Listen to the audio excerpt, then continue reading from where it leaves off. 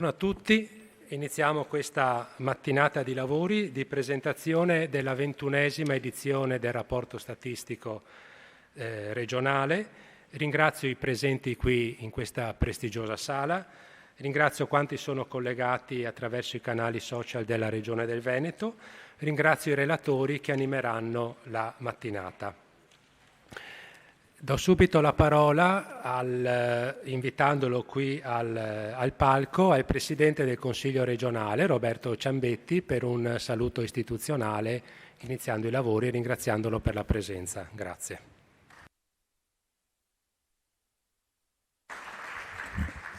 No, grazie a voi per invece l'invito.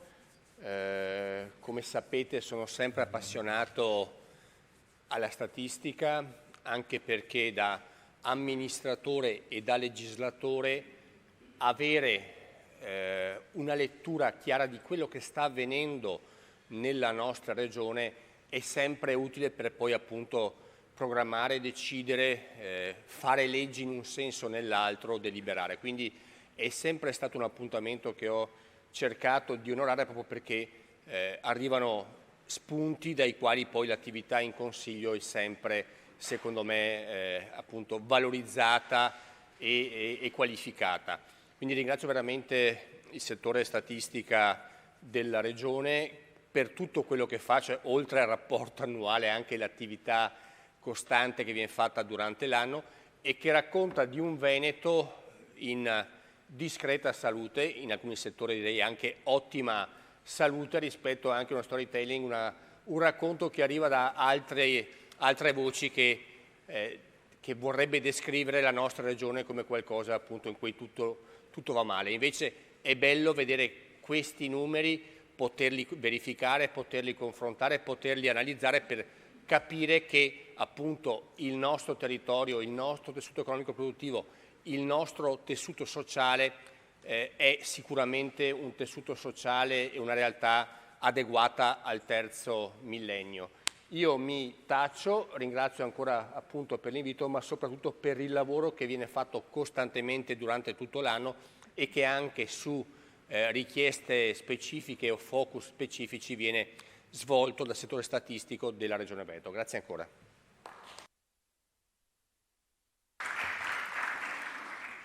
Grazie Presidente. La parola all'assessore regionale alla programmazione al bilancio e all'organizzazione Francesco Calzavara. Grazie, buongiorno a tutti.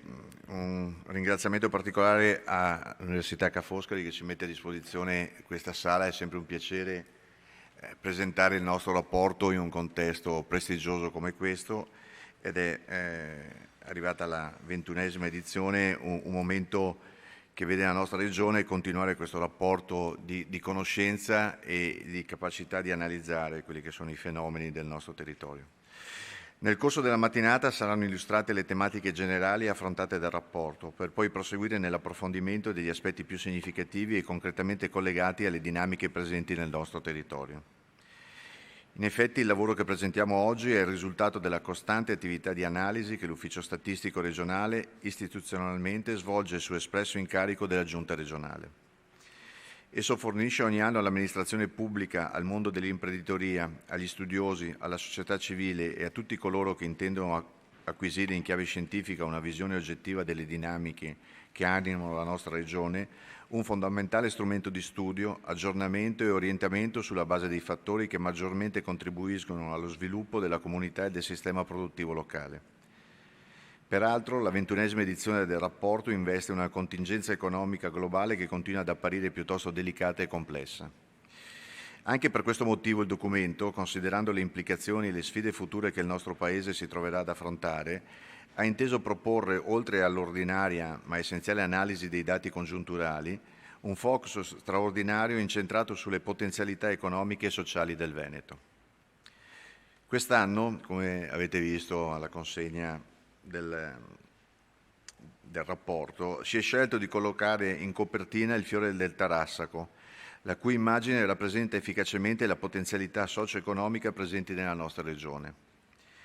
Come il tarassaco, infatti pianta spontanea e resistente, capace di crescere e di diffondersi rapidamente in ambienti diversi e talvolta sfavorevoli, anche il Veneto dimostra di possedere un grande patrimonio di risorse e di energie che attendono solo di essere riconosciute per esprimersi e liberarsi nei molteplici e variegati contesti offerti dal nostro territorio.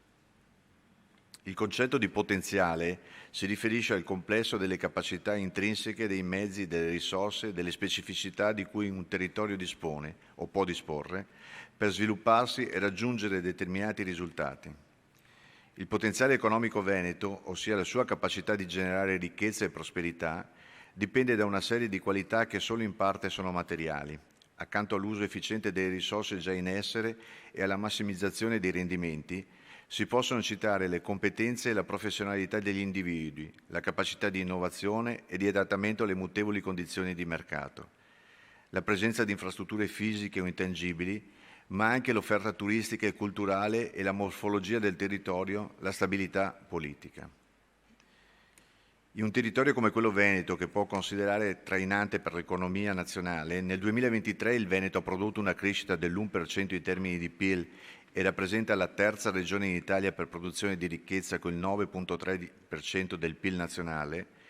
Il rapporto cerca di illustrare il potenziale economico della nostra regione con la convinzione che identificarlo significa riconoscere le opportunità di miglioramento e orientare le strategie imprenditoriali e gli stakeholders per massimizzare il rendimento delle risorse.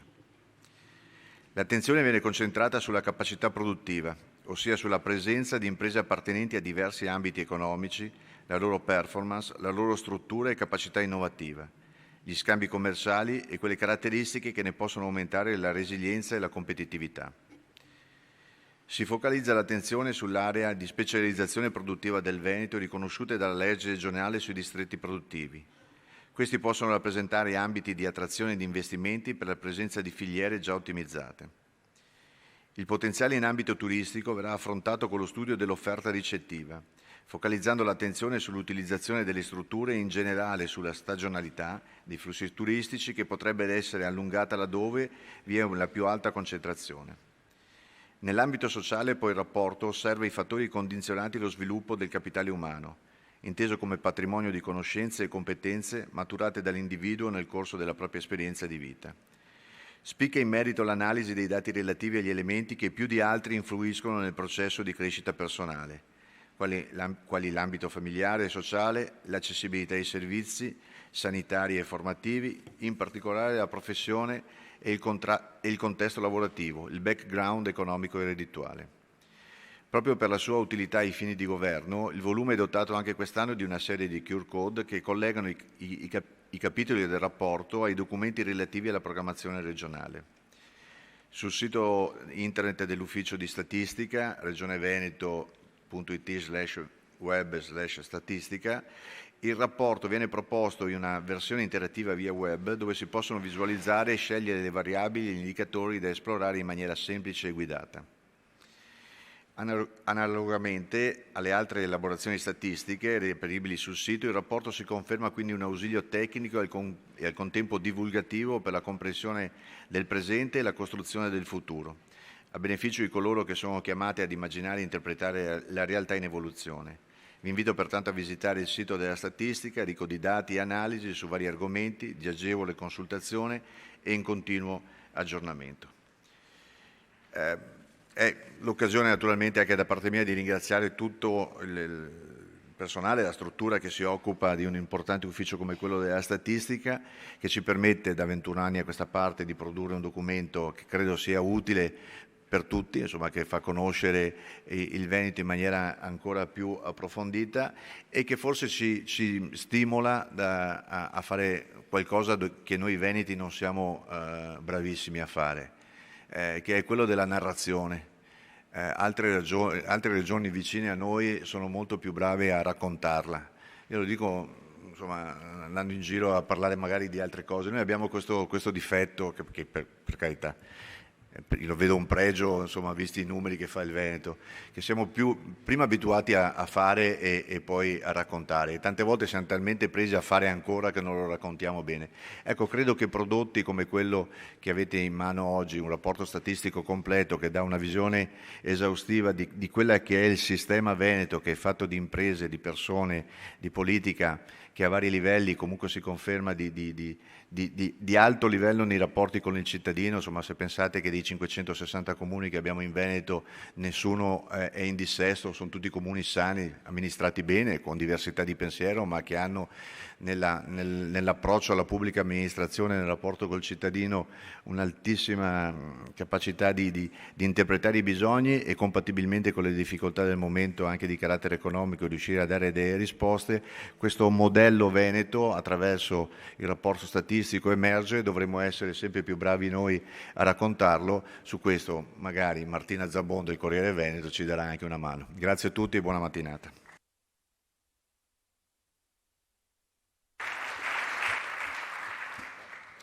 Grazie Assessore, anche da parte mia i ringraziamenti per la struttura di statistica che ha redatto questo rapporto, oltre a tante altre informazioni che mette a disposizione quotidianamente nel sito dell'amministrazione regionale.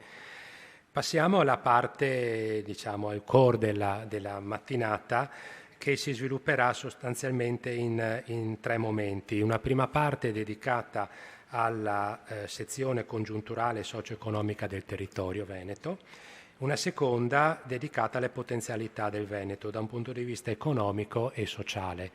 La tavola rotonda, le tavole rotonde verranno animate da Martina Zambon, che ringrazio anche da parte mia, giornalista del Corriere della Sera, e a cui darei la parola ringraziando anche i relatori che si avvicineranno alla tavola rotonda. Grazie.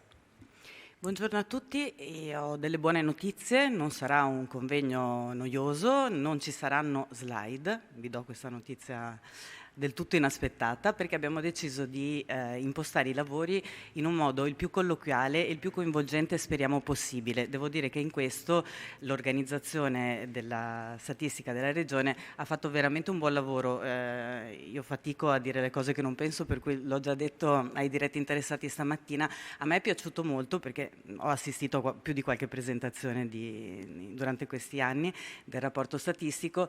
La scelta di decidere un filone, in questo caso il potenziale, che è un filone coraggioso perché sì, siamo bravi, ma forse qualcosa di meglio possiamo riuscire ancora a fare, possiamo migliorare. E la declinazione è naturalmente costruttiva e positiva. Quindi, oltre a queste buone notizie, vi dico che all'inizio di ognuno di questi 3 blocchetti, su cui poi discuteremo più approfonditamente, abbiamo un contributo tecnico sì, ma prima ancora poetico, per cui si è scelto di puntare sulla poesia improvvisata, e abbiamo dei piccoli contributi video di Lorenzo Marangoni, un poeta e un attore, che ci introdurrà all'interno di ciascuno degli slot. Quindi, Michele, correggimi se sbaglio, andiamo con il primo.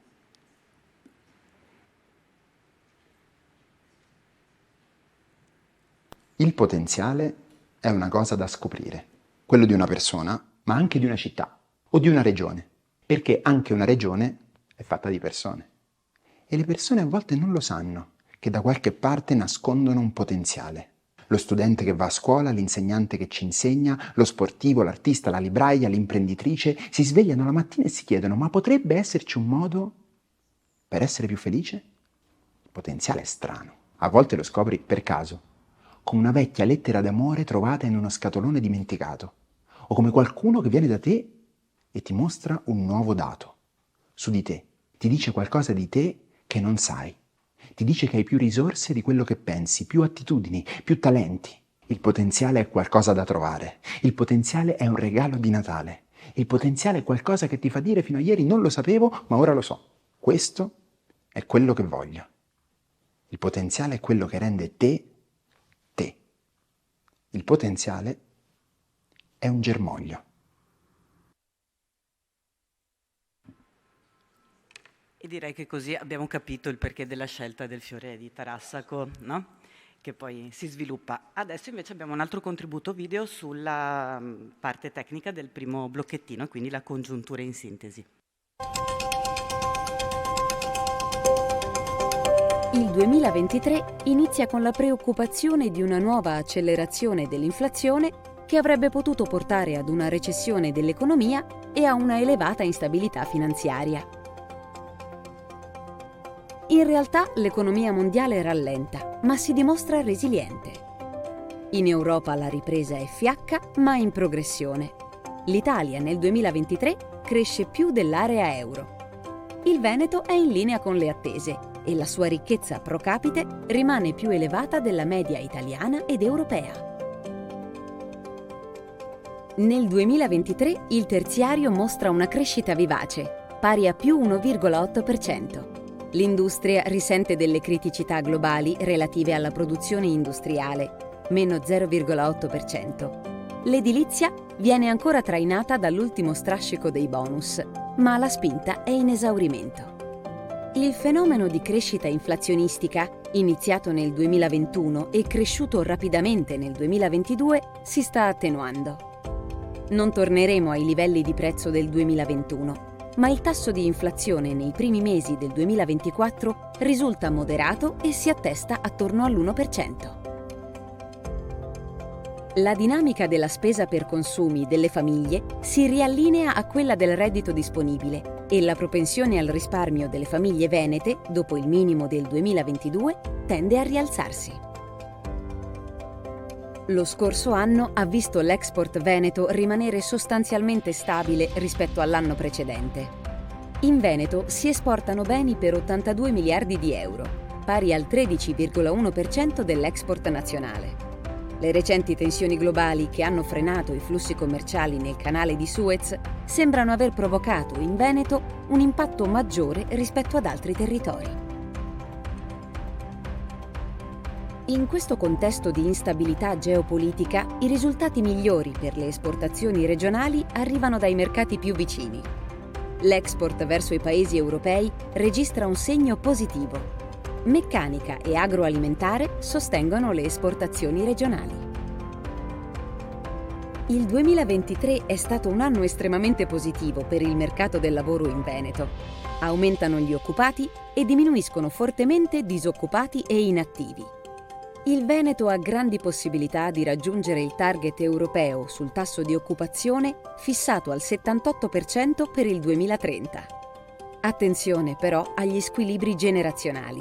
Il mercato del lavoro è sempre meno giovane. Per il turismo, in Veneto nel 2023 sono stati battuti tutti i record storici. Vale per i turisti residenti in Veneto e per chi proviene dal resto d'Italia, i primi a poter apprezzare nuovamente le destinazioni più prossime. Lo stesso accade per i tedeschi, primo mercato estero, così come per gli stranieri in generale. Si raggiunge la cifra di 21,1 milioni di arrivi e di 71,9 milioni di presenze, che rappresentano i pernottamenti effettuati. I primi mesi del 2024 mostrano un'ulteriore crescita. Gli esercizi extra-alberghieri sono tornati più velocemente alle presenze pre-pandemiche, tanto da superarle. Particolarmente favorite sono le strutture all'aria aperta e a contatto con la natura, quali campeggi e agriturismi, oltre che gli alloggi privati.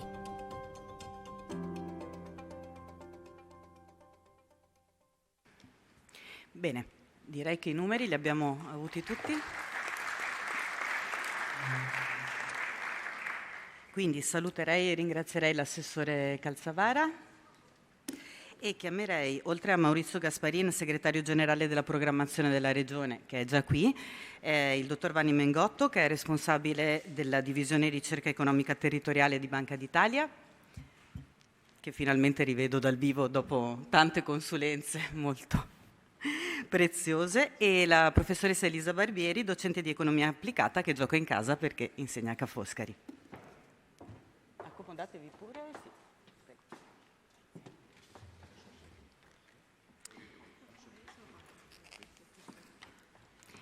Bene, io per non far torto a nessuno inizierei forse dal fondo con il dottor Gasparin. che ci può aiutare a navigare i dati che un po' aveva anticipato l'assessore Calzavara, un po' erano riassunti nel video. È un bilancio tutto sommato positivo, il turismo di sicuro aiuta l'ottimismo, ma l'export ha una piccola flessione. Qual è la valutazione generale? Buongiorno a tutti. Intanto volevo anch'io ringraziare le strutture che hanno lavorato per tutto l'anno nella elaborazione di questi dati, quindi il lavoro fatto da Francesco Alberti e da Michele Pelloso e da tutti i colleghi, fonte di grande qualità e punto di riferimento per l'analisi che anche le strutture regionali devono fare nella definizione, la giunta regionale nella definizione delle politiche di attuazione di competenza. Il mio compito è quello di rappresentare in maniera un po' più dettagliata una serie di dati che definiscono la congiuntura. Va comunque la pena precisare che è volontà della Giunta ed è stata un'indicazione chiara sulla organizzazione che ci stiamo dando, sulla rappresentazione di questi numeri, che accanto al momento di rappresentazione congiunturale c'è sempre una fase di approfondimento e di analisi di best pratiche, di situazioni positive che vanno a caratterizzare un impegno che nel nostro territorio viene garantito in maniera continuativa. Come diceva prima l'assessore Calzavara, siamo più bravi a fare che a raccontare, ma in questo caso noi raccontiamo quello che facciamo, quindi questo è un elemento fondamentale. Bene, nel ruolo che rappresento è forte la convinzione che la programmazione è uno degli elementi, degli strumenti più utili per dare ordine e razionalità ai progetti e alle azioni dei soggetti pubblici, in un contesto nel quale la molteplicità degli obiettivi non è secondata dalle ampiezze delle risorse.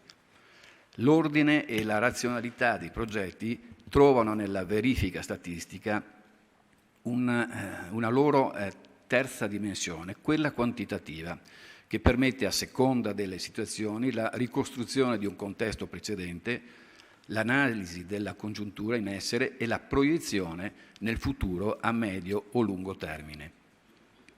Le analisi statistiche risultano essenziali non solo per dare fondamento alle politiche di intervento, ma anche per verificare i punti di forza e di debolezza della realtà in esame, consentendo diagnosi oggettive e suggerendo politiche.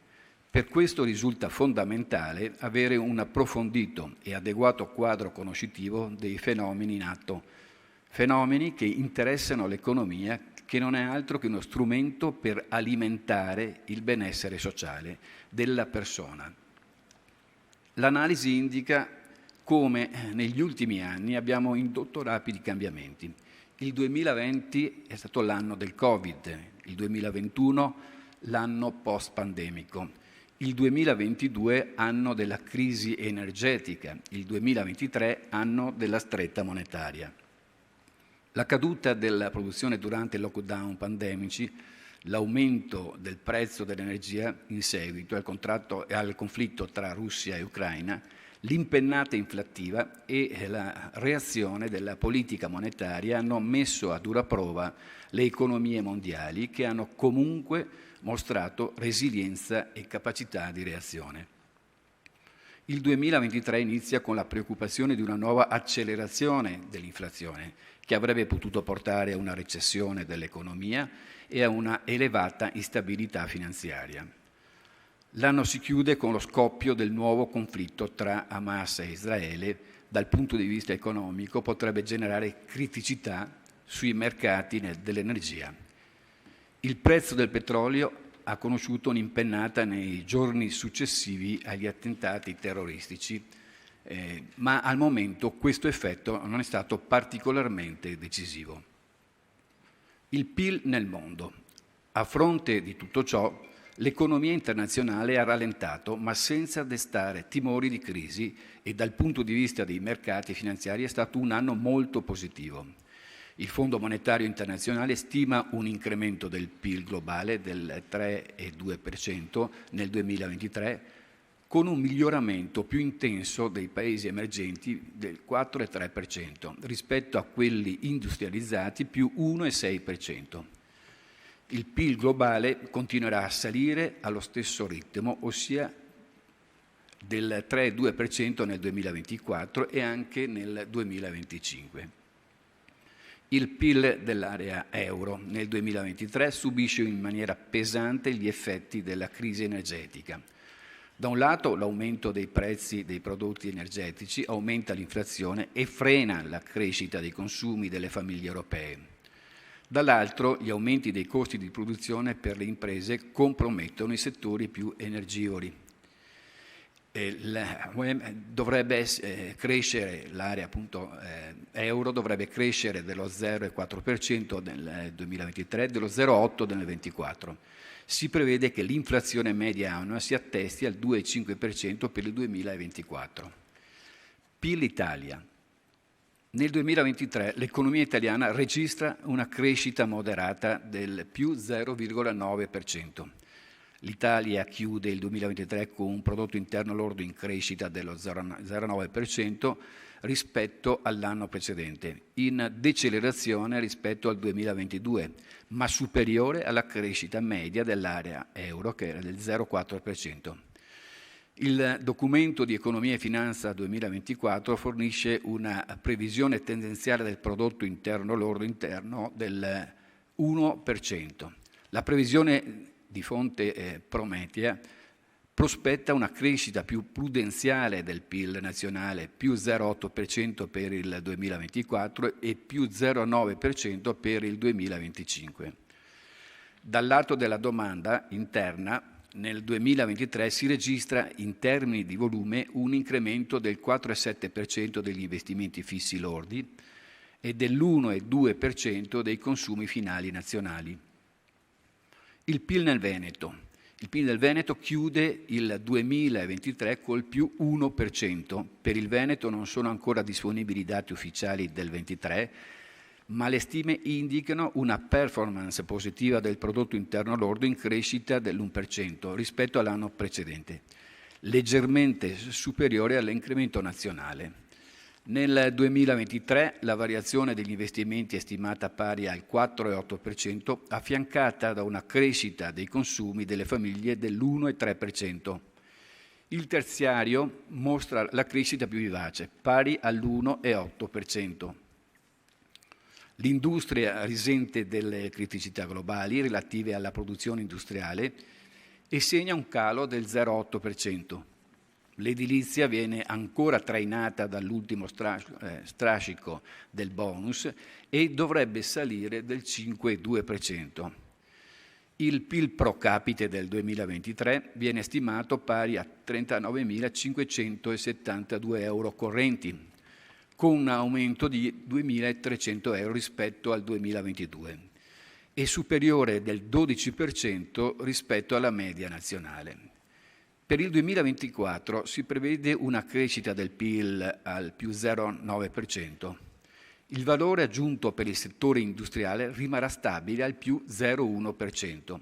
Le costruzioni vedranno una contrazione anche per effetto statistico rispetto alla bolla degli anni precedenti, meno 1,4%, e il comparto dei servizi vedrà un aumento più 1,5%.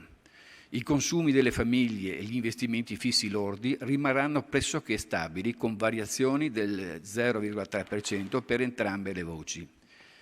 Il PIL pro capite nel 2024 viene previsto pari a 40.328 euro correnti, superiore di oltre 700 euro al valore del 2023. I prezzi. Il fenomeno di crescita inflazionistica si sta attenuando. Il picco raggiunto nel 2022 lascia il posto nel 2023 a un tasso di inflazione complessivo del 5,5% in Veneto e del 5,7% in Italia, in decelerazione rispetto all'anno precedente.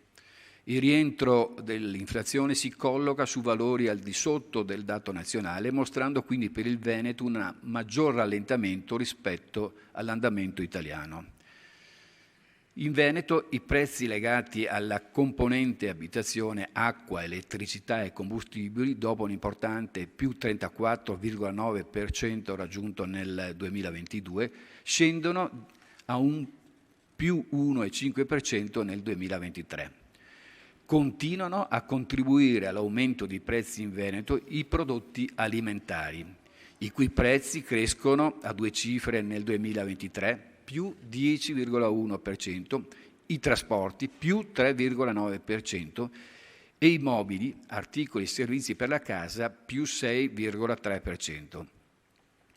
Anche i servizi ricettivi e di ristorazione vedono in Veneto un notevole aumento del 23 pari al 7,3%, complessivamente più 5,9% relativamente alla componente della ristorazione e più 12,3% per i servizi di alloggio. Degno di nota anche l'aumento dei prezzi pacchetti vacanza che crescono del 14,5% rispetto al 22%. Nei primi 4 mesi del 24 il tasso di inflazione in Veneto rimane sempre appena sopra l'1%, con l'eccezione del mese di marzo, il cui tasso è stato dell'1,6%. L'interscambio commerciale. Nel 2023 il Veneto esporta merci per un valore pari a 82 miliardi di euro, rimanendo sostanzialmente stabile rispetto all'anno precedente, meno 0,3%. Le crescenti tensioni globali che hanno caratterizzato l'ultima parte del 2023 e aumentato le incertezze legate al commercio internazionale, si pensi alle problematiche legate al canale di Suez, sembrano aver provocato in Veneto un impatto maggiore rispetto ad altri territori. In questo contesto di instabilità generale, i risultati migliori per le esportazioni regionali arrivano dai mercati più vicini. L'export verso i mercati europei registra un segno positivo più 0,8% e rappresenta oltre il 71% del fatturato estero complessivo delle imprese regionali. Il mercato tedesco, che costituisce circa il 14% dell'export regionale, continua a essere il principale canale di sbocco per le merci prodotte in Veneto.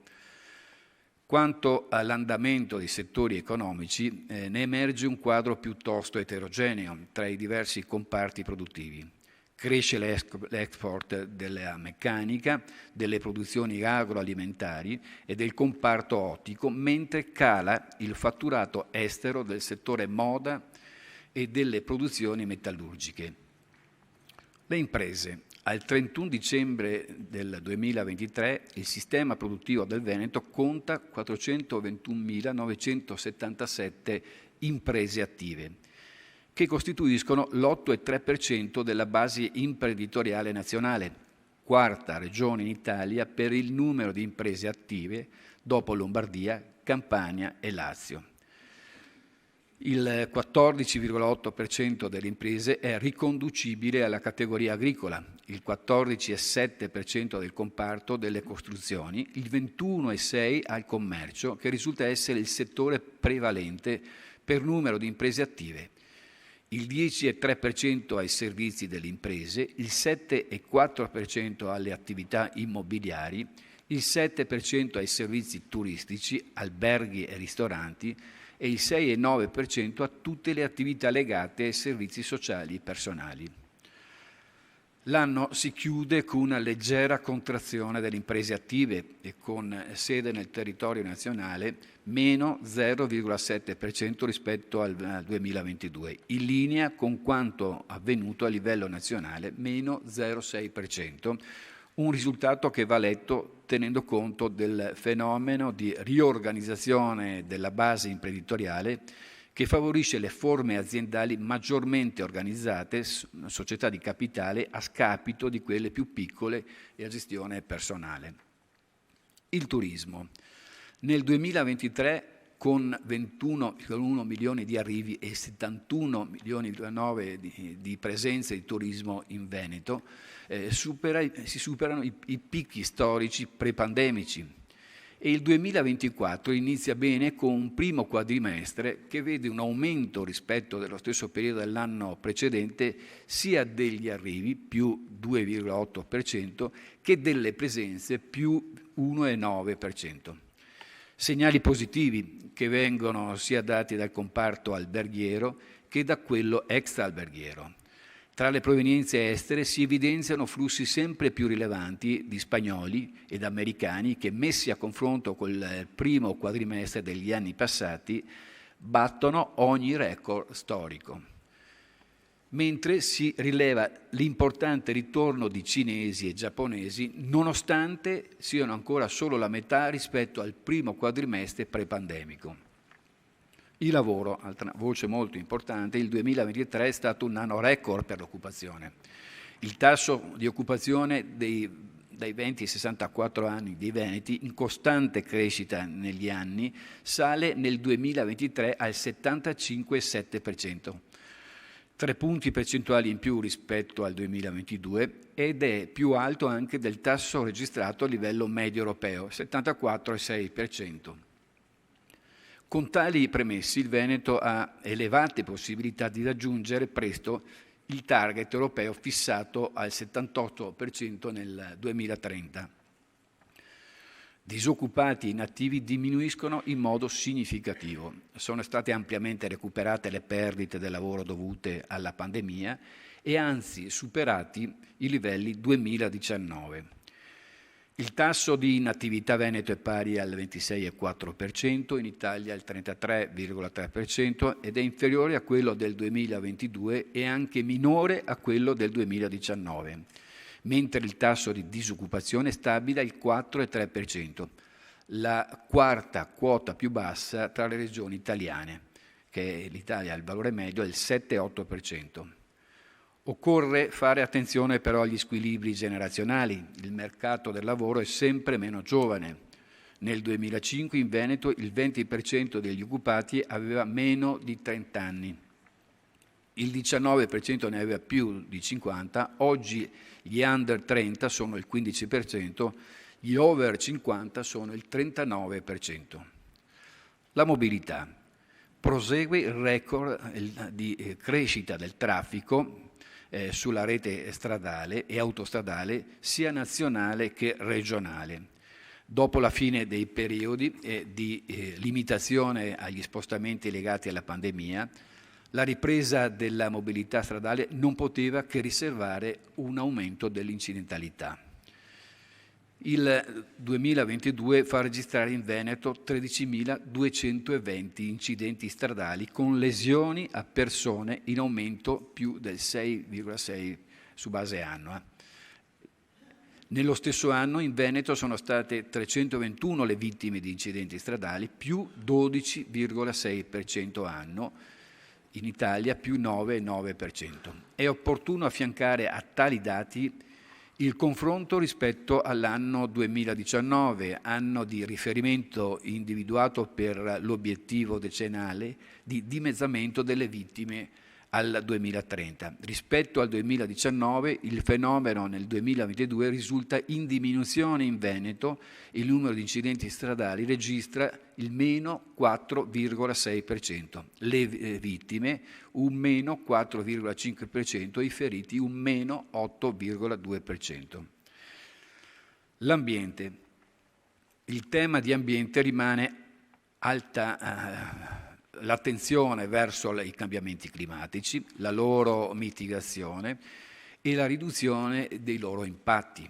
In Veneto il 2023 è l'anno più caldo degli ultimi 30 anni assieme al 2022, 12,7 gradi centigradi la temperatura media.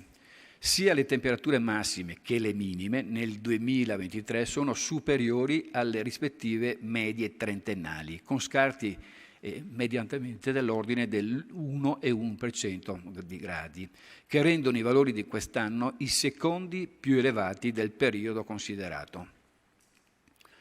A livello stagionale il 2023 presenta un intervento più caldo della norma, così come l'autunno, un inverno più caldo della norma, così come l'autunno e l'estate, che risulta addirittura la quinta più calda del trentennio. L'unica stagione con temperature complessivamente entro la media del periodo 94-2023 è la primavera, seppure con eterogeneità tra i mesi. Le medie di marzo e le temperature minime di maggio sono al di sopra dello standard, mentre le medie di aprile e le massime di maggio più fredde. L'altro aspetto climatico rilevante assieme alla temperatura è quello delle precipitazioni, meno giorni di pioggia ma più intensi. Quindi, riassumendo, la congiuntura in sintesi, più 1% il PIL del Veneto nel 2023 e si prevede cresca ancora dello 0,9% nel 2024. Meno 0,3% nel 2023 dell'Export Veneto che risente delle turbolenze internazionali. Più 1,9% le presenze turistiche nel primo quadrimestre del 2024 rispetto allo stesso periodo dell'anno precedente.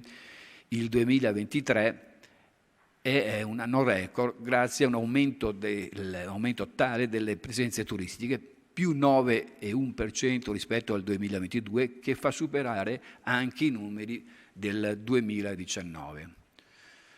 Boom del mercato occupazionale. Come ho ricordato prima, più 3,7% gli occupati nel 2023 e il tasso di occupazione è del 75,7%, molto vicino al target europeo da raggiungere entro il 2030, che vale il 78%. Basso lo spreco di talento giovanile, i 15-29 anni ne scendono del 10,5%, un quinto in meno dell'anno scorso. Io avrei concluso questa prima rappresentazione puntuale della congiuntura. Grazie per l'ascolto. Allora, dottor Mengotto, abbiamo avuto la lastra abbastanza nel dettaglio, tutto sommato, dal punto di vista della Regione e dei numeri della Regione. Io credo che l'Osservatorio di Banca d'Italia possa aggiungere evidentemente degli elementi ulteriori. Cito a caso, noto che diminuiscono i depositi delle famiglie, ad esempio, qualcosa di più forse anche sulle dinamiche imprenditoriali, ma cedo subito la parola al dottor Mengotto che sa di cosa parla.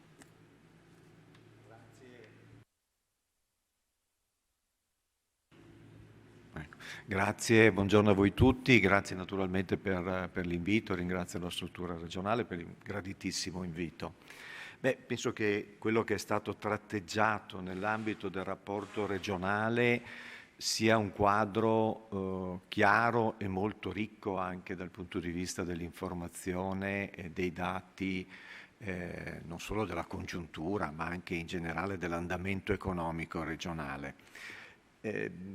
Se permetti, normalmente non si comprende pieno quella che è la difficoltà di costruire un rapporto di questo tipo. L'attività di chi si occupa di congiuntura, degli economisti che si occupano di congiuntura, è un po' simile a quella, vi ricordate la settimana enigmistica che aveva, quelle figure che bisognava costruire unendo tutti i puntini, no? E quindi solo alla fine uno si accorgeva dalla figura. Ecco, il ruolo un po' di chi si occupa della congiuntura è questo, è di riunire tutti i trattini cercando di fornire un quadro che abbia un senso, un quadro compiuto di quella che è la realtà di un territorio. Una cosa assolutamente non facile, credo che in questo rapporto statistico della Regione emerga chiaramente un disegno complessivo e un'analisi complessiva.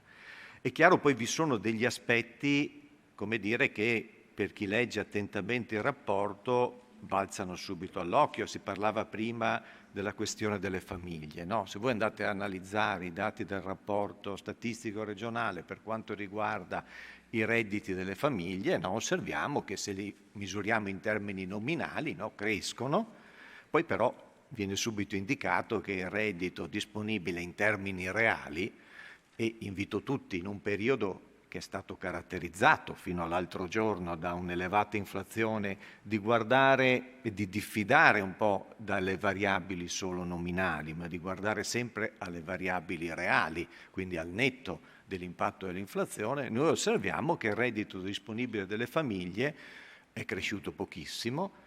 Se lo guardiamo in un orizzonte temporale un pochino più lungo, di 6-7 anni, osserviamo che è diminuito nonostante la crescita del PIL. E questa è un po' l'eredità negativa dell'inflazione. E l'inflazione, lo sappiamo, erode il potere d'acquisto delle famiglie. E questo lo vediamo anche nella difficoltà dei consumi, no? Di ritornare ai livelli pre-crisi, sono appena tornati ai livelli pre-crisi. Un altro indicatore che voi trovate bene nell'ambito del rapporto è sul turismo, no? Turismo, settore particolarmente rilevante in regione. È chiaro che in Veneto si giustifica un'attenzione anche nel rapporto regionale del turismo che magari in altre regioni, se voi andate a vedere i rapporti, non c'è. E qua da noi pesa molto il turismo anche dal punto di vista del contributo al PIL. Però se uno guarda attentamente i dati forniti, osserva che la crescita media che c'è stata nel 2023, che è anche confermata anche nei primi mesi del 2024 delle presenze, è fatta essenzialmente da una crescita delle presenze straniere. Gli italiani crescono solo dell'1%, gli stranieri crescono del 13%. Questo cosa significa? Significa che è vero, siamo attrattivi dal punto di vista turistico, ma probabilmente a livello nazionale c'è una difficoltà da parte delle famiglie, no? Perché il turismo non cresce così tanto, quindi è una spesa per le famiglie relativamente comprimibile. Qui mi ricollego a quell'altra eredità, no? Evidenziata dal segretario generale Gasparini. Abbiamo subito una forte crescita dei prezzi. Per fortuna questa crescita adesso si sta, come dire, fortemente attenuando, però vi ricordo che nel 2022 l'aumento è stato di ben 8,5%, l'aumento medio dei prezzi, il 5,5% l'inflazione nel 2023, adesso siamo intorno all'1%, anche stiamo scendendo. È chiaro che però l'eredità che ci lascia l'inflazione, oltre agli elevati tassi di interesse, di cui magari parliamo dopo, è anche quella di un'erosione del potere d'acquisto delle famiglie. Di questo va tenuto conto perché alcuni settori orientati, come dire, ai consumi, pensiamo tutta quanta la produzione della moda, no? Del settore moda in grande difficoltà, non solo per l'Italia ma anche per l'export. Ecco, questo dipende dal fatto che c'è stata a livello nazionale e europeo una forte erosione del potere d'acquisto delle famiglie. Benissimo. Andiamo un po' allora, facciamo un po' a testa, non facciamo più interventi lunghi che così magari ci aiuta. Allora, professoressa Barbieri, c'era un approfondimento che volevamo fare e anche a me incuriosisce sul tema dell'export, ad esempio, perché effettivamente è uno dei core business della regione, c'è una lievissima flessione, certo il contesto internazionale non aiuta, poi nel blocchetto successivo cercheremo di capire anche come si può implementare, ma intanto cerchiamo di analizzare come sta andando oggi. Bene, grazie. Buon pomeriggio, anzi buongiorno a tutti, è ancora mattina. Grazie dell'invito, davvero molto apprezzato e mi unisco anche ai complimenti per la ricchezza, diciamo, dei dati e delle informazioni che il rapporto fornisce.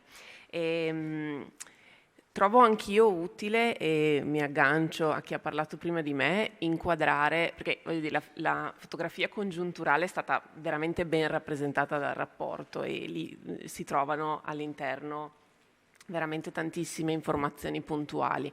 Trovo utile agganciare un po' alle dinamiche più di lungo periodo, più strutturali, più di lungo periodo, quindi interpreto anche un po' il mio contributo in questo senso.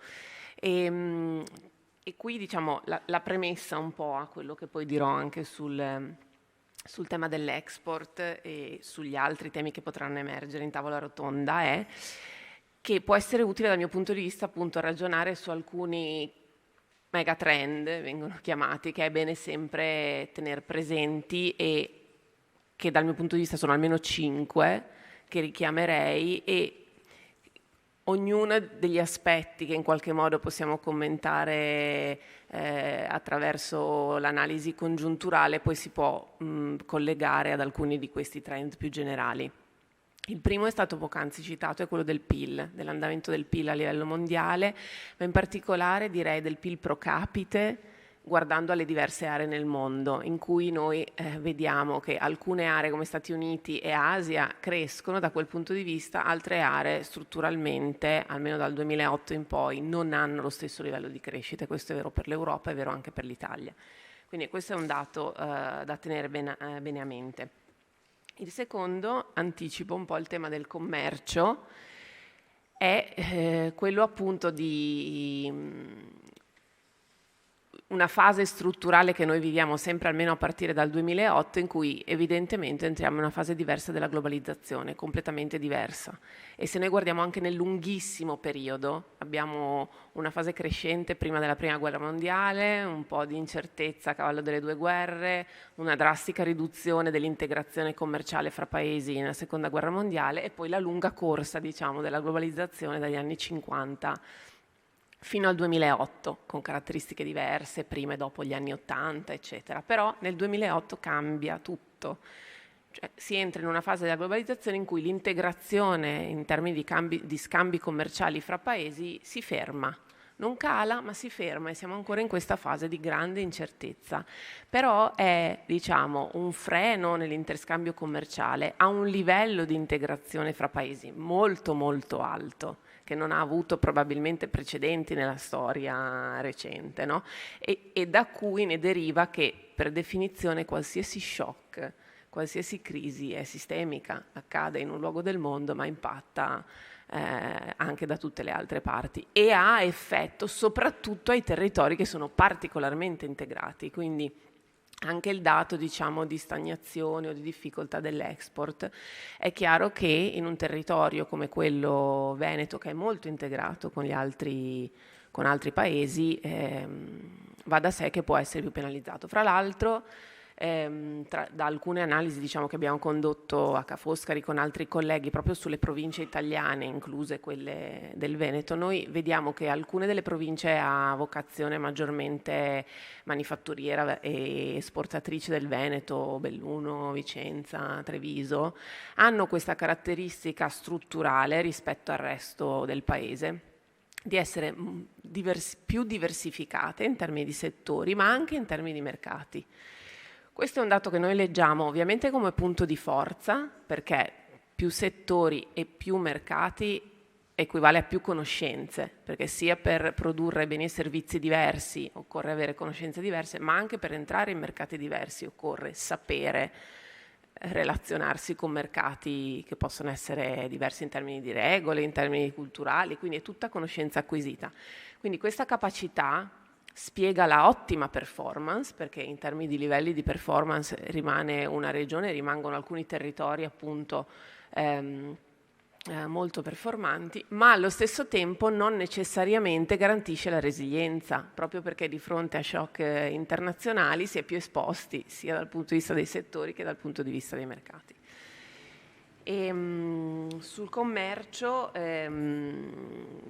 dico solo, diciamo, ancora una volta rispetto alle condizioni strutturali non deve sorprendere che alcuni settori tengano particolarmente, quindi cresca quello della meccanica ad esempio, mentre altri come moda, mobili, che sono sempre parte dei tradizionali settori del Made in Italy, che però strutturalmente sono più in difficoltà, proprio perché le dinamiche da un lato del reddito disponibile fanno sì che le famiglie probabilmente rimandino certi acquisti, ma anche aggiungerei un dato che non è stato menzionato, che però in parte spiega anche questo, le dinamiche delle disuguaglianze, perché laddove le disuguaglianze aumentano anche la struttura della domanda di beni e servizi tende a cambiare evidentemente. Bene, io agganciandomi a questo volevo chiedere al dottor Mengotto sull'analisi un po' delle dinamiche industriali presente nel rapporto. Si intravede in filigrana questo momento di trasformazione imminente di cui parlava forse la professoressa, ma ancora con talmente tanta incertezza che non si sa bene, si lega anche al tema degli investimenti, immagino.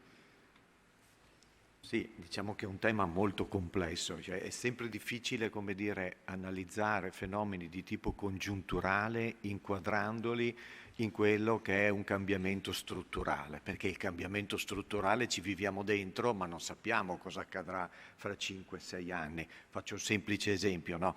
Abbiamo visto l'andamento delle esportazioni, se noi lo guardiamo in termini nominali, hanno pressoché ristagnato nel 2023, se le guardiamo sulle quantità abbiamo un meno 4,5, meno 5%. Se poi andiamo a vedere il primo trimestre 2023, e qui mi ricollego al problema che siamo interconnessi ovviamente ai paesi più grandi europei a noi vicini, che sono anche la destinazione delle nostre merci, la Germania, noi osserviamo che in termini nominali le esportazioni verso la Germania sono scese di oltre l'11% nel primo trimestre. È chiaro che questo può essere visto dal punto di vista congiunturale, chi si occupa di congiuntura, dal dato. L'interpretazione è molto varia, perché uno potrebbe anche avere un'interpretazione di questo tipo. Beh, guardate, è stato detto che il problema degli UTI ha creato grandi problemi sulla distribuzione delle merci. Se guardiamo i dati del porto di Venezia, primo trimestre scendono di circa il 10% i volumi, ma è normale, c'è in tutti i porti dell'Adriatico, perché le merci si sono spostate, ci sono probabilmente più merci che transitano via camion, perché è necessario collegarsi col resto d'Europa, peccato che l'Austria abbia posto dei vincoli. Il traforo del Brennero è a venire nei prossimi anni, quindi, come dire, questo potrebbe essere un elemento che ha rallentato. Oppure uno lo potrebbe reggere e dire no, attenzione, guardate che forse è un modello di sviluppo che è messo in discussione. La Germania è un modello basato sulle forti esportazioni e una produzione basata su bassi costi dell'energia. Bassi costi dell'energia non ci sono più, perché è vero che i picchi non ci sono, ma i livelli sono molto alti nel confronto internazionale e quindi questo può essere un dato. È chiaro che il nostro sistema produttivo è interconnesso, come veniva giustamente prima indicato, e quindi risentiamo fortemente delle dinamiche che avvengono in giro per il mondo. Una grande capacità che però hanno avuto le imprese venete dalle crisi passate, quali è stata?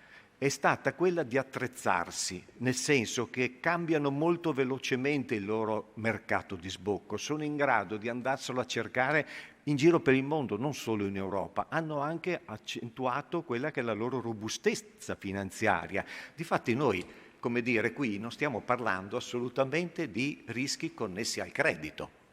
La qualità del credito è buona, sia delle imprese che delle famiglie. Ma questo cosa vuol dire? Vuol dire che c'è stata una grande azione dovuta anche alle crisi passate in cui il sistema produttivo, le imprese si sono attrezzate. Questo è un elemento estremamente importante e positivo che ci fa guardare anche con ottimismo al futuro.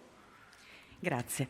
Allora, io purtroppo devo cominciare a stringere un po' sui tempi per dare poi spazio anche ai prossimi relatori. Chiuderei con la professoressa Barbieri, se vogliamo dire una parola che non sia già stata detta però sul turismo, perché di turismo poi, adesso qui mi tocca smentire, i pregevolissimi dirigenti della Regione non ci sappiamo raccontare, ma il Presidente tende a raccontare benissimo il Veneto, concedetemi la battuta. E quindi di turismo sappiamo abbastanza, però forse c'è un elemento in più che potremmo aggiungere e o eventualmente qualcosa sui distretti. È che ci allarghiamo tanto, mi incuriosiva questa cosa che diceva il dottor Mengotto sulla capacità di cambiare pelle e riorientarsi delle imprese, che è forse legato anche a una dimensione più piccola, che è quella che ci caratterizza, forse questo che un po' ci aiuta, però dall'altra parte c'è sempre l'esigenza di accorparsi, però ne parleremo meglio anche nel secondo slot. Va bene, ho capito che devo essere breve. Sul turismo devo dire, non aggiungo rispetto ai dati molto positivi che sono già stati presentati all'importanza del settore. Vedo le opportunità di ulteriore sviluppo in una chiave che possa garantire che il settore si integri il più possibile anche con il resto dell'economia. Quindi, dato questa base di partenza di flussi così importanti, così diversificati, di flussi che stanno cambiando, perché le abitudini, si vede benissimo nel rapporto, stanno cambiando rispetto alle attività ricettive extra-alberghiere, ad esempio, rispetto proprio alle abitudini di fruire dell'esperienza turistica. Vedo una grande opportunità anche qui negli investimenti collegati alla tecnologia, quindi tutta la componente di possibilità di analizzare questa grande mole di dati sui comportamenti turistici, che mi sembra sia un tema che ben si aggancia anche a altri settori economici e può trascinare anche innovazione tecnologica da questo punto di vista. Grazie mille, io ringrazio di cuore tutti e tre i relatori del primo blocchetto, so che avremmo potuto sfruttarvi di più, ma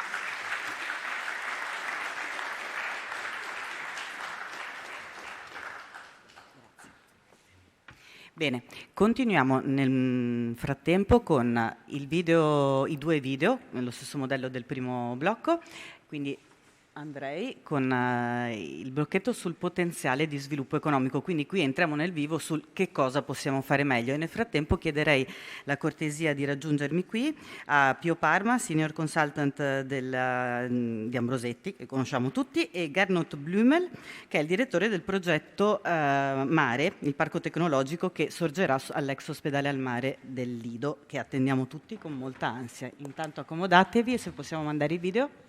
E poi il potenziale deve essere coltivato, perché richiede disciplina e dedizione, come ci insegnano alcuni modelli che non sono proprio quelli ideali, che i loro potenziali li hanno buttati. Il potenziale deve essere curato, per non passare dal potrei all'avrei potuto, dall'essere una persona di successo all'essere un perfetto sconosciuto. Il potenziale richiede di svegliarsi ogni mattina, aprire la finestra e guardare la realtà con un po' di fantasia e molta pazienza, perché diciamocelo, del potenziale si può fare senza, ma se si vuole crescere è un'altra storia, perché devi imparare a fare cose nuove o a farle in modo diverso da come le hai sempre fatte. E nel frattempo ricordarti di bere molta acqua e uscire ogni tanto a prendere un po' di sole. Se è vero che gli esseri umani sono solo piante, un po' più complicate, il potenziale è un fiore.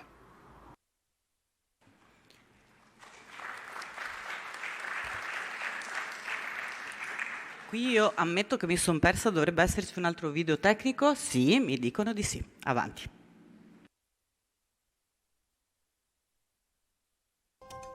Il potenziale economico del Veneto è legato alla sua capacità di generare ricchezza e prosperità con un uso efficiente delle risorse. Identificare queste risorse significa riconoscere le opportunità di miglioramento. Il Veneto rappresenta un'economia forte. È la terza regione in Italia per produzione di ricchezza ed è caratterizzata dalla presenza di piccole imprese, anche se un quarto degli addetti è impiegato nelle grandi aziende. Prevalgono i servizi, che rappresentano quasi i 2/3 del valore aggiunto. Sono diverse le leve di sviluppo del potenziale di un territorio. La ricerca, su cui è importante investire. La capacità innovativa delle start-up. I distretti industriali, che possono compensare le criticità legate alla piccola dimensione imprenditoriale e attrarre investimenti per la presenza di filiere già ottimizzate. Una migliore distribuzione del turismo nel tempo e nello spazio. Livello tecnologico e contenuto di conoscenza. Questi aspetti rendono competitiva l'imprenditoria veneta? Circa 2/3 del valore aggiunto creato dalla manifattura sono ascrivibili a imprese a basso o medio-basso contenuto tecnologico. Solo il 7,1% della ricchezza deriva dalle imprese ad alta intensità tecnologica. Emerge che i segmenti produttivi più performanti sono quelli intermedi. I valori più elevati di produttività vengono registrati dalla manifattura a intensità medio-alta, aggregato cui fa parte la meccanica strumentale, fiore all'occhiello dell'industria veneta. Anche nel terziario predomina la tradizione. I servizi tradizionali, tra cui troviamo commercio, ristorazione e alloggi, rappresentano quasi la metà delle unità dei servizi e impiegano il 58,7% degli addetti. In termini di dinamica, però, sono i servizi di mercato e i servizi tecnologici a registrare la crescita maggiore. Tra le potenzialità del turismo consideriamo l'allungamento della stagionalità e una maggiore occupazione dei posti letto disponibili. È il comprensorio mare a mostrare per sua natura la più forte stagionalità. L'occupazione degli alberghi, al lordo delle chiusure stagionali, va da circa il 30% di mare e montagna a circa il 50% di città d'arte. Un flusso più equidistribuito durante l'arco dell'anno comporterebbe un miglior utilizzo sia delle infrastrutture esistenti sia del personale, quindi anche una maggiore stabilità lavorativa. C'è qualcuno seduto all'ombra oggi perché qualcun altro ha piantato un albero molto tempo fa. Warren Buffett. Bene, adesso entriamo nel vivo di che cosa possiamo fare ancora meglio. Quindi ne parliamo con Pio Parma, che di sicuro è preparato su questi temi, sono quelli di cui si occupa costantemente. Allora, io cerco di agganciarlo un po' anche all'attualità, visto il mestiere che faccio. Di recente, ad esempio, un tema molto sentito e dolorosamente, mi viene da dire, è stata l'assegnazione di un grandissimo investimento, oltre i 3 miliardi, per questa Gigafactory di Silicon Box, che tutti speravamo si sarebbe insediata a Vigasio nel Veronese e che invece alla fine sarà a Novara. Allora, al netto delle polemiche politiche sul perché di qui o di lì, che naturalmente in questa sede non ci interessano, però ecco, mi pare un esempio calzante e molto recente di come il nodo per sviluppare il potenziale economico sia legato alla competitività, ne abbiamo parlato preparandoci a questo incontro, e quindi a questi due elementi, gli asset da una parte e le competenze dall'altra. Partirei da qui, prego. Grazie appunto per lo stimolo, lo spunto proprio per parlare di questa parte importantissima del rapporto statistico 2024 di Regione, che appunto verte sul tema produttivo ed economico. Mi congratulo davvero con la Regione, con l'ufficio statistico, per questo lavoro enorme che è stato fatto, e anche grazie per l'invito, e devo dire che una tale ampiezza di dati, di numeri, mi ha molto agevolato anche nell'arduo compito di tracciare una sorta di fil rouge che potesse mettere in fila anche i principali highlight e aspetti principali che emergono dalla performance della Regione in quest'ultimo anno. Come accennava la nostra moderatrice di oggi, effettivamente il tema di fondo, quando parliamo anche di potenziale, quindi di sviluppo futuro, è davvero la capacità di competere sui territori. E se andiamo a vedere un po' le dinamiche di cui tra l'altro abbiamo ascoltato poco fa nel panel precedente, è davvero un'evidenza concreta che nel periodo post-pandemico si è accelerata in maniera forse anche esponenziale la tipologia di competizione tra territori, siano questi stati, regioni, province o comuni, nel riuscire a trattenere e attrarre risorse di vario tipo, economiche, finanziarie, umane. Il caso di Silicon Box, quindi il gruppo di Singapore, ne è un esempio, ma chiaramente insomma ci sono anche tanti altri gruppi che in tempi recenti e meno recenti invece hanno giustamente scelto il Veneto come destinazione di investimenti produttivi, di ricerca, proprio anche in virtù del modello Veneto, che è un'eccellenza a livello nazionale, di cui parlava l'assessore in apertura.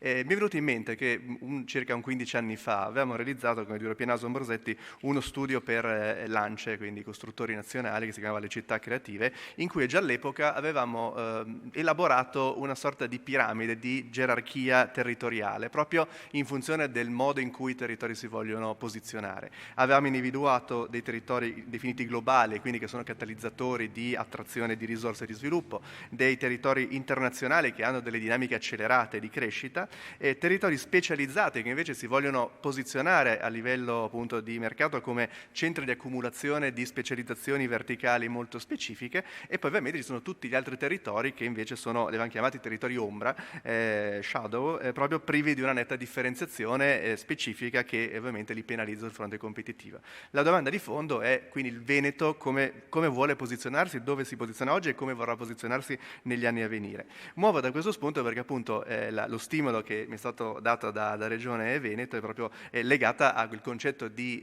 potenziale economico, definito correttamente come la capacità di generare ricchezza e prosperità con un uso efficiente ed efficace delle risorse, nell'ottica appunto di identificare quali sono queste risorse e definire poi anche gli ambiti di miglioramento e le possibili linee guida di intervento.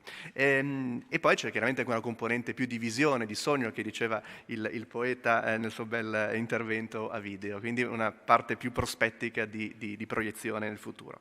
Nel modello che noi in European House Ambrosetti utilizziamo per affrontare le varie tematiche di sviluppo territoriale competitivo, siamo soliti individuare due grandi pilastri che ho visto poi riflessi anche nell'approccio un po' dell'ufficio statistico nel raccontare le componenti del potenziale economico, ossia da una parte abbiamo le competenze territoriali, quindi in sostanza una specificabilità che c'è nel territorio, quindi quello che il territorio sa fare, quindi si può parlare di industria, di educazione, di ricerca, di formazione e così via, e dall'altra parte abbiamo i patrimoni, gli asset, quindi la dotazione che effettivamente è disponibile e che implica ovviamente la capacità di saper gestire questo patrimonio, si tratti della gestione dell'asset turistico, dell'asset agricolo e così via. E ovviamente la competenza si distingue dal patrimonio, perché se il patrimonio è un qualcosa che è in dotazione, è disponibile, quindi ha valore per chi risiede in questo territorio, non è detto che necessariamente diventi un fattore competitivo se non gestito correttamente. Al contrario, la competenza, pur essendo presente, per riuscire a diventare distintiva o strategica, che insomma è l'aggettivo che utilizziamo tendenzialmente per identificarle nell'ambito di una visione di crescita territoriale, deve davvero diventare su un livello complessivo superiore e distintivo per qualità o per intensità rispetto ad altri territori competitor, che siano italiani o stranieri. E quindi in questa logica le competenze distintive devono essere solitamente tra 3 o 5, non troppe, altrimenti si perde un po' la specificità del territorio.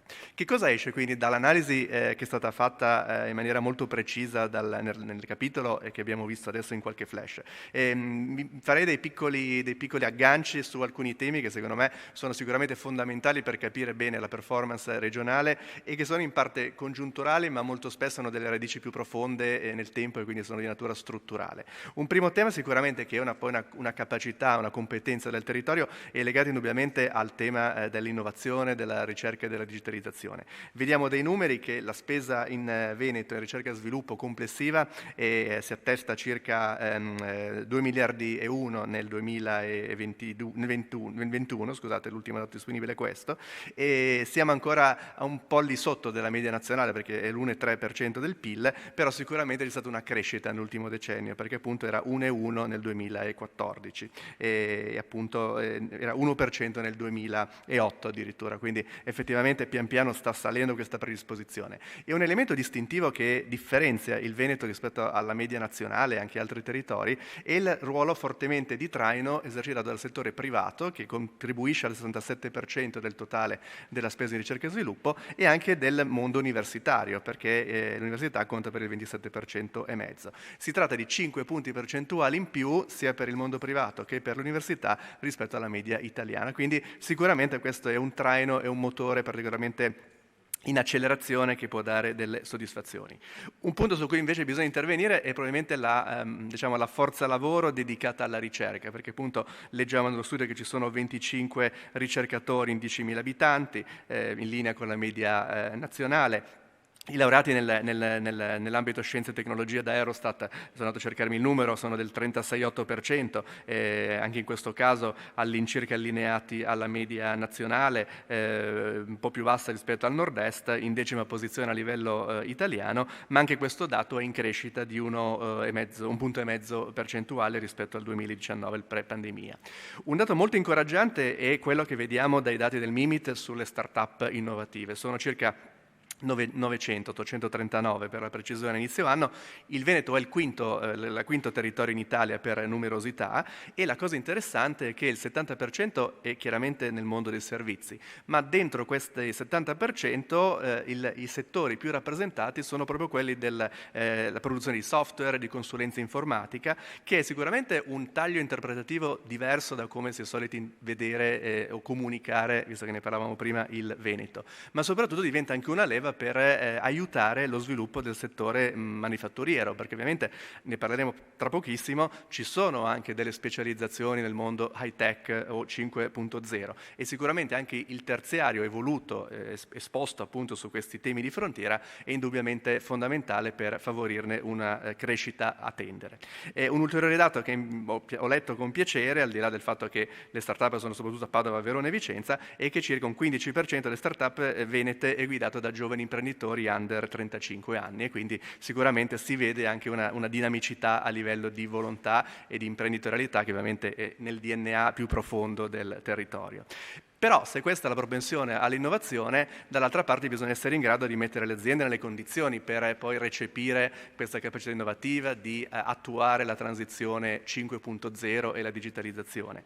Un dato ad esempio che stupisce è che soltanto la metà delle aziende che hanno accesso alla banda larga, cioè praticamente la totalità, ha un accesso con trasmissione almeno pari ai 100 megabit al secondo, quindi la condizione sine qua non per riuscire a sviluppare le varie attività di business in maniera digitale. Un ulteriore dato è che il cloud, ad esempio, si è impennato e oggi interessa come tasso di adozione il 64% delle imprese, 2,5 volte il dato che avevamo nel pre-pandemia, quando era appunto appena del 25% scarso.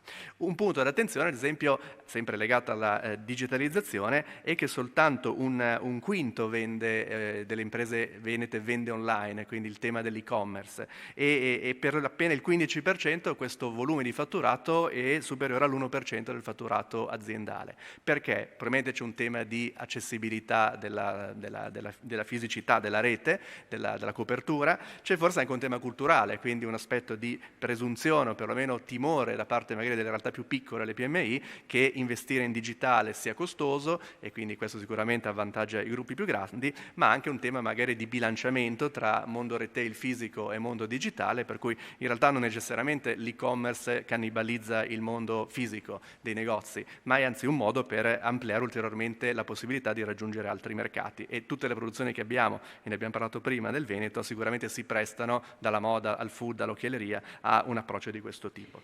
Ecco, io mi inserirei un attimo, che così proviamo anche qui ad andare un po', anche perché si aggancia benissimo. Allora, sempre con una declinazione assolutamente positiva, però dalle sue considerazioni io capisco che si può fare decisamente meglio sul piano dell'innovazione del digitale e della tecnologia, cioè diciamo che il margine di miglioramento è ampio, e c'è questa componente un po' della tradizione, della struttura stessa del tessuto economico che abbiamo, quindi PMI.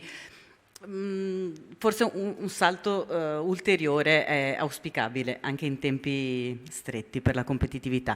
Ci piaceva raccontare un esempio positivo però, che è rappresentato dal progetto Mare, quindi questo nuovo parco tecnologico che mescola e trattiene davvero gli elementi di tradizione anche storici e culturali, architettonici di un luogo importante per la città, che non diventa l'ennesima struttura turistica, lasciatemelo dire, come si era ipotizzato tante volte nel passato, per fortuna non è successo, ma diventa un centro di sviluppo, si parla di 1 migliaio di ricercatori, di tecnologie innovative legate al tema della sanità, che naturalmente è un comparto, visto l'andamento demografico di cui parleremo anche nell'ultimo blocchettino, evidentemente importante. Quindi darei la parola, ci aiuterà anche la nostra Chiara per la traduzione, a Gernot Blümel, che è il direttore del progetto in questione.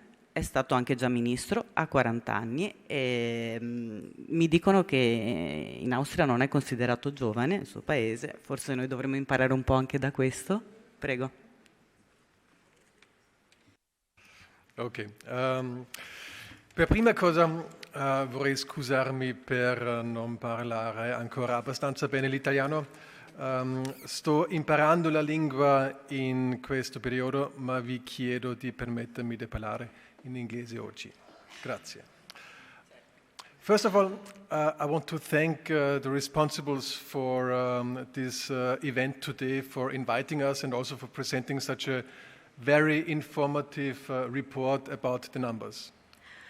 Innanzitutto volevo ringraziare i responsabili e chi ha organizzato questo evento, volevo ringraziarli di questo cortese invito e anch'io mi complimento con questo rapporto statistico ben fatto.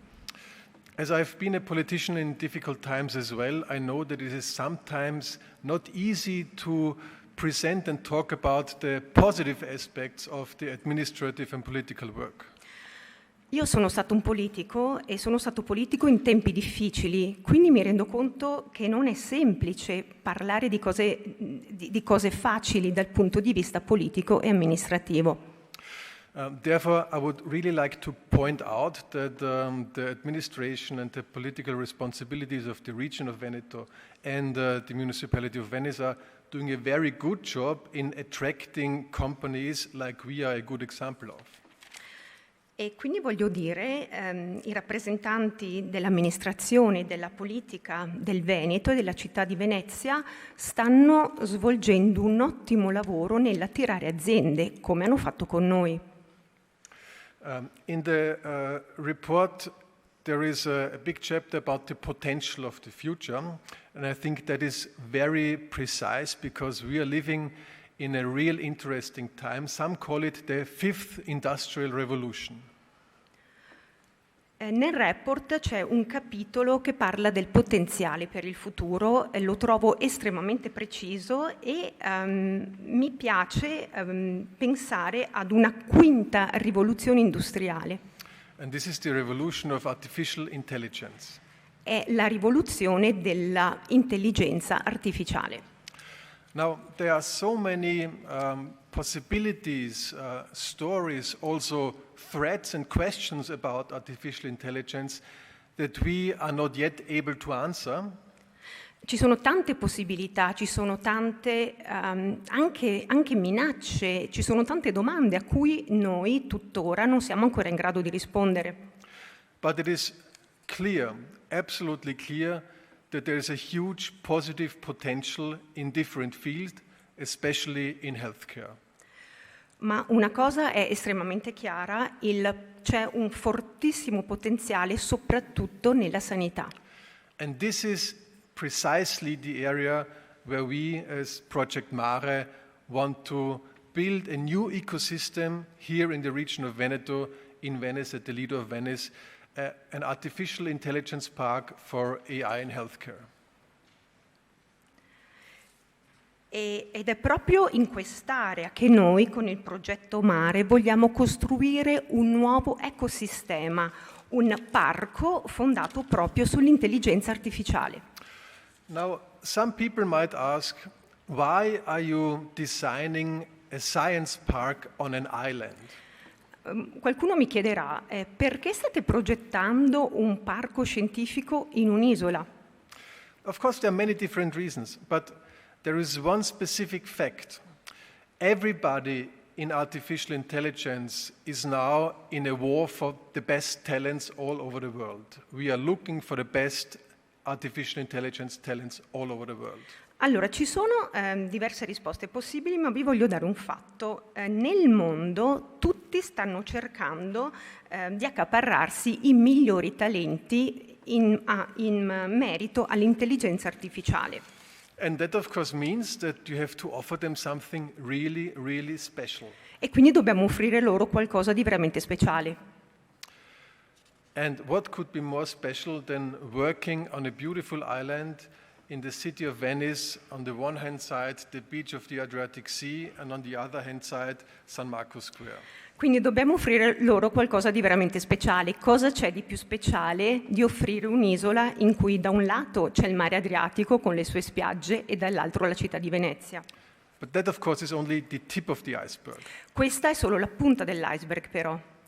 Our founder, Mr. Gotthard, is a self-made entrepreneur who has built up one of the biggest software companies in the medical area in all over the world, CGM, CompuGroup Medical.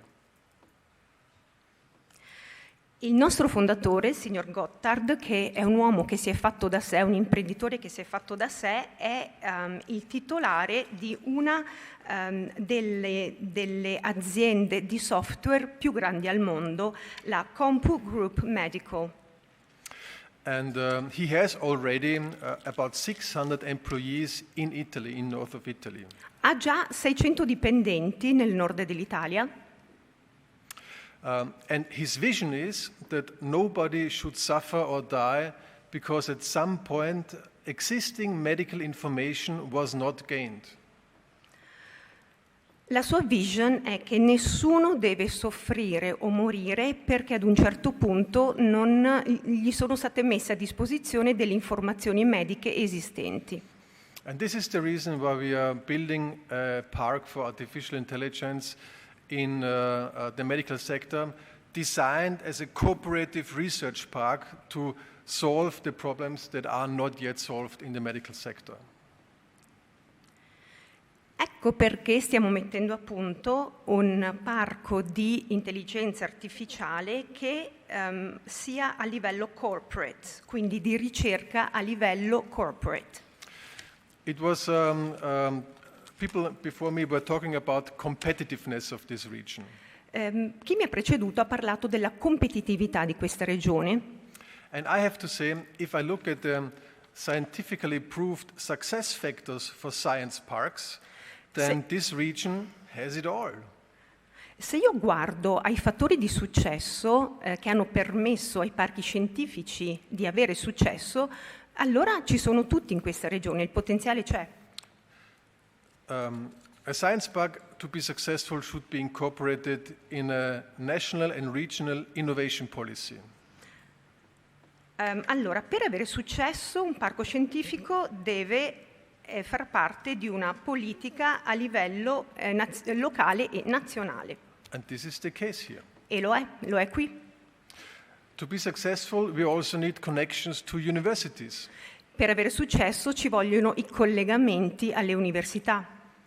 This is the case here. We already signed a memorandum of understanding with Ca' Foscari University.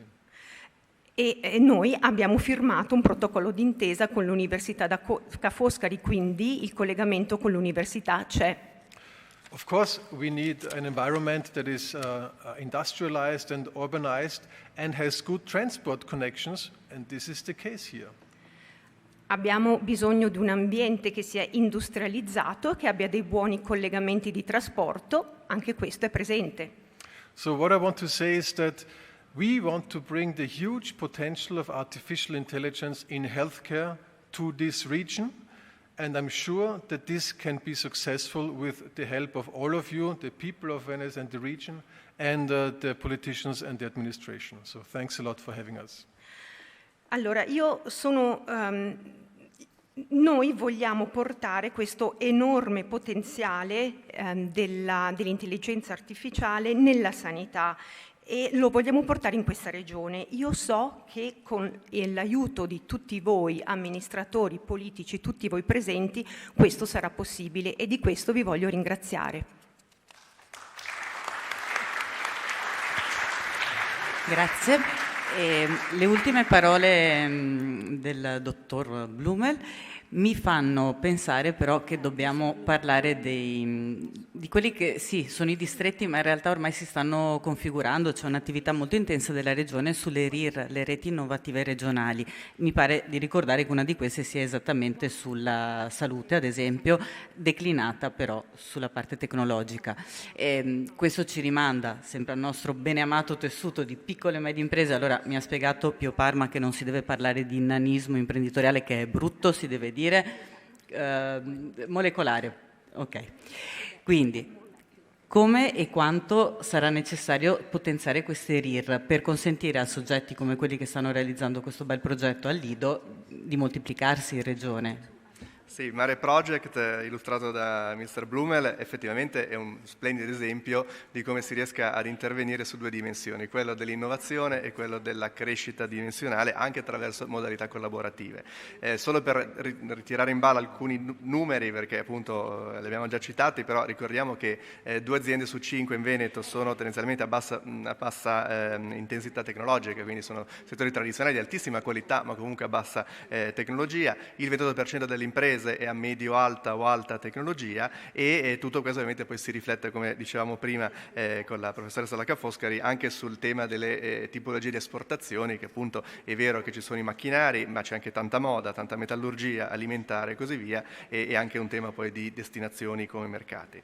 Parallelamente a questo tema della specializzazione tecnologica delle imprese vi è la controparte, ossia la dimensione tendenzialmente piccola delle imprese, appunto un meccanismo meccanismo, una situazione di capitalismo molecolare, come era stato definito un po' di anni fa, di tante anche multinazionali tascabili, che è un altro modo spesso diffuso per raccontare questa vocazione del territorio, di una vocazione territoriale che vede appunto il Veneto con un 29% del valore aggiunto dell'industria in senso stretto, il 23% degli addetti. In generale anche il Veneto comunque è la terza regione per incidenza dell'export manifatturiero sul PIL, siete pari al 13%, quindi insomma numeri di tutto rispetto. Tuttavia c'è un tema di dimensioni. Oggi forse essere piccolo non è più bello, forse è meglio essere flessibili, essere snelli, e quindi come fare a aumentare le dimensioni d'azienda, visto che i numeri ben rappresentati nel rapporto ci fanno capire che la piccola dimensione purtroppo implica anche una minore produttività, un minore livello salariale e come controeffetto c'è anche una minore capacità attrattiva del lavoratore, perché appunto, come dicevamo,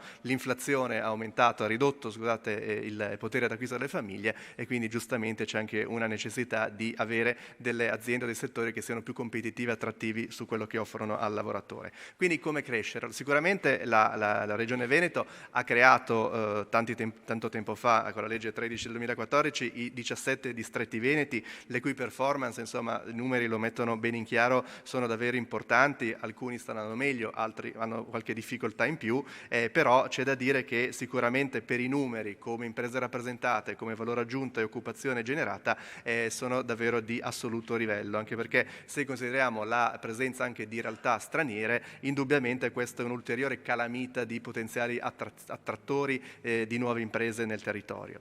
Le reti innovative regionali, ringrazio Martina per averlo sollevato, visto che finora non mi sembrava se ne fosse parlato.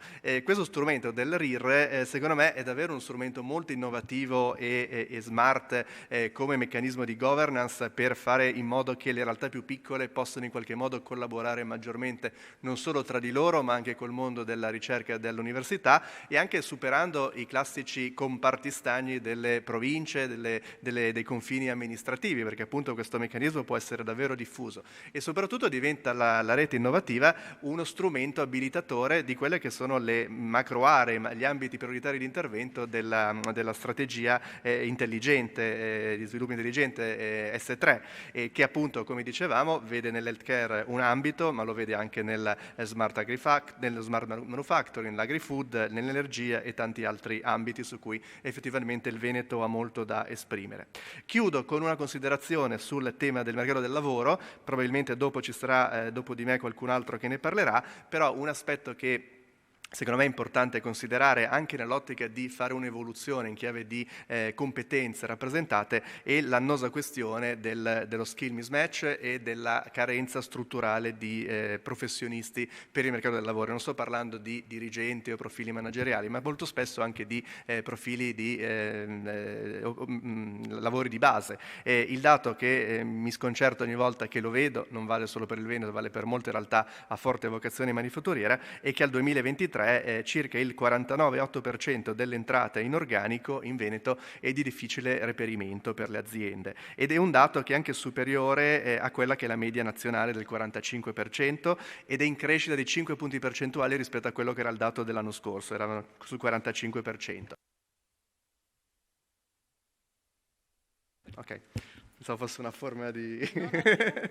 Alcune province sono più esposte, vedo Belluno, Treviso e Padova che sono addirittura sopra il 51%, e i più colpiti sono, oltre che le costruzioni, anche la sanità, quindi un auspicio davvero anche a rafforzare la forza lavoro qualificata in questo settore, oltre che metallurgia, CT, macchinari, che sono tutti i vari tasselli del mondo produttivo locale. Un'ultima considerazione è il fatto che tra le varie personale entrate in azienda, il principale motivo è quello di sostituzione del personale attuale, che ovviamente per l'invecchiamento della popolazione andrà a breve in pensione, ma soprattutto è preoccupante che soltanto il 15% delle assunzioni interessi delle figure che oggi non sono ancora presenti, quindi c'è un tema di visione prospettica, di capire quali effettivamente saranno i lavori del futuro, quindi cercare di guardare effettivamente all'evoluzione del mondo del business e servizi. Così come il 22% solamente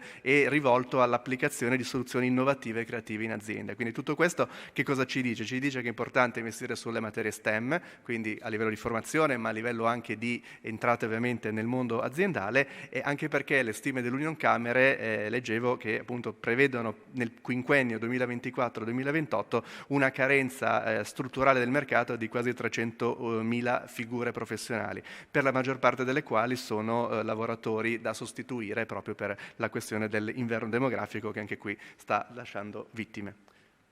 Grazie mille, questo ci dà l'assist perfetto per introdurre il nuovo e ultimo slot, parlando di demografia con la professoressa Fausta Ongaro, che insegna demografia all'Università di Padova, e con Claudia Scarzanella, un'imprenditrice bellunese della Triber, una falegnameria più vecchia del Regno d'Italia, dell'Unità d'Italia, abbiamo stabilito 1850, tondo, e che è anche presidente di Confartigianato Imprese Belluno. Quindi io ringrazio intanto Mr. Blumel e Pio Parma per questo spaccato sul futuro.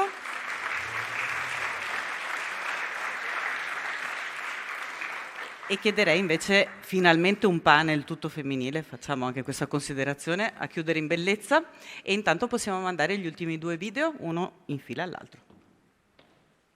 E infine il potenziale è qualcosa da diffondere, perché una volta che l'hai scoperto e coltivato, ora che è pronto, è il momento di farlo volare, perché altrimenti chi te l'ha fatto fare? È il momento di andare a raccontare a chi ti guarda e ti dice «Oh, ti viene naturale?» tutto il lavoro che c'è dietro per trasformare una potenza in un atto, un'idea in un fatto. Perché la notizia di queste nuove risorse forse potrebbe non arrivare alle persone che vuoi. E di tutto questo potenziale alla fine lo sapremo soltanto noi. Forse, se ci prendessimo un attimo, potremmo fare come il fiore di Tarassaco. Se ci prendessimo soltanto un momento, potremmo farci semi che volano nel vento e che fanno nascere nuovi germogli, che a loro volta scopriranno, coltiveranno e diffonderanno quanto vale il loro potenziale.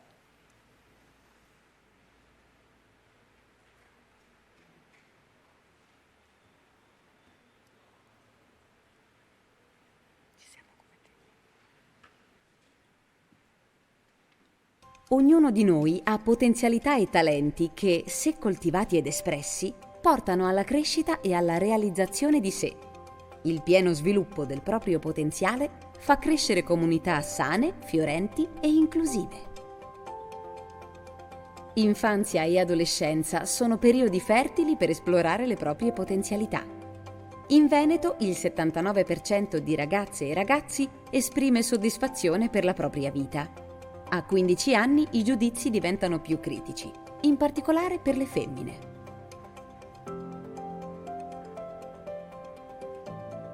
I quindicenni del Veneto ottengono risultati migliori sia in italiano che in matematica, ma con differenze di genere. Le ragazze fanno meglio in italiano e i ragazzi in matematica. Inoltre, la maggioranza degli adolescenti valuta buone le relazioni in famiglia e con i pari. In generale è buona la situazione economica delle famiglie, ma il 24% dei minori è a rischio povertà o esclusione sociale, meno che nel resto d'Italia. Importanti anche le risorse della comunità, la rete informale di aiuti, i servizi alla prima infanzia, la possibilità della mensa e del tempo pieno, le biblioteche e il verde pubblico. Siamo in un momento di grande cambiamento. Sono sempre meno i giovani nel mercato del lavoro, ma più formati e competenti dei lavoratori più anziani. È un potenziale da non sprecare. Il 16% dei giovani è sottoinquadrato rispetto agli studi fatti. Le nostre università attraggono molti studenti dall'estero e dalle altre regioni italiane, soprattutto per le materie umanistiche ed economiche. Le donne risultano più mobili degli uomini, così come gli studenti con un background familiare più alto. Buona la capacità del Veneto di trattenere questo capitale umano. 3 laureati veneti su 4 rimangono a lavorare nel nostro territorio. Benché la quota di laureati che si sposta all'estero sia minoritaria, la sfida per il futuro è riuscire a garantire buone condizioni lavorative a chi resta. Le disparità di genere limitano le possibilità di realizzare il nostro potenziale. Il Gender Equality Index evidenzia che l'Italia è sotto la media europea. Buoni i punteggi su salute e opportunità economiche, ma grande squilibrio nella formazione e nel lavoro, a causa della segregazione di genere per settore.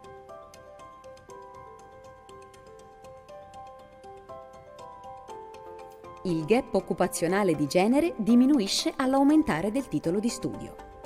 Qual è il potenziale inespresso a causa di queste disparità? Se le donne fossero occupate quanto gli uomini, si avrebbero 239.000 lavoratrici in più e un incremento di circa 16,6 miliardi di valore aggiunto. Anche gli stereotipi limitano il potenziale. Quelli legati al lavoro sono ben presenti, ma meno diffusi che in Italia. La mancata condivisione del lavoro familiare è causa di dimissioni per le donne. La violenza poi nega le potenzialità femminili. Più di 5.000 tra donne e figli hanno dovuto ricorrere ai centri antiviolenza.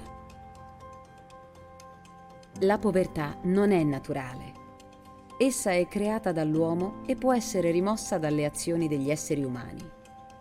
A volte spetta a una generazione essere grande. Voi potete essere quella grande generazione. Fate che il vostro grande splendore fiorisca per coprire la povertà e la disuguaglianza. Nelson Mandela. Eccoci, mi pare che da questo video ci siano già tutti i temi che dobbiamo toccare. Credo abbiamo iniziato a chiacchierare così con la professoressa Ongaro quando ci siamo sentite.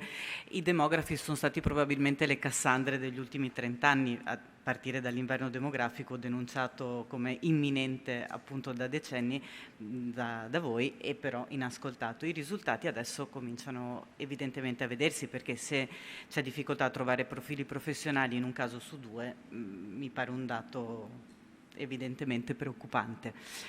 Sono tutte cose che si tengono insieme: il lavoro femminile che manca, i profili bassi o di lavori di base che si fatica un po' a recuperare, e anche la componente non sfruttata di chi ha un background migratorio, ad esempio, che spesso sconfina con quel 24% a rischio di esclusione sociale.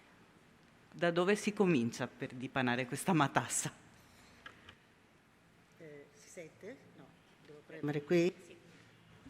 Ok, bene, allora intanto ringrazio chi mi ha invitato a questa iniziativa, che trovo molto interessante, che devo dire, come hanno detto anche altri, ma non lo dico anch'io, sono una di quelle che non dice mai quando non è convinta, sto zitta al massimo.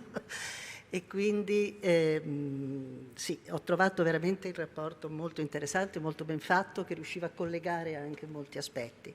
Per quanto riguarda la parte di individui e società, io ho provato a leggerlo con un filo conduttore che doveva portarmi a individuare alcune aree su cui intervenire e che potevano essere occasione di potenziamento e di intervento poi in prospettiva.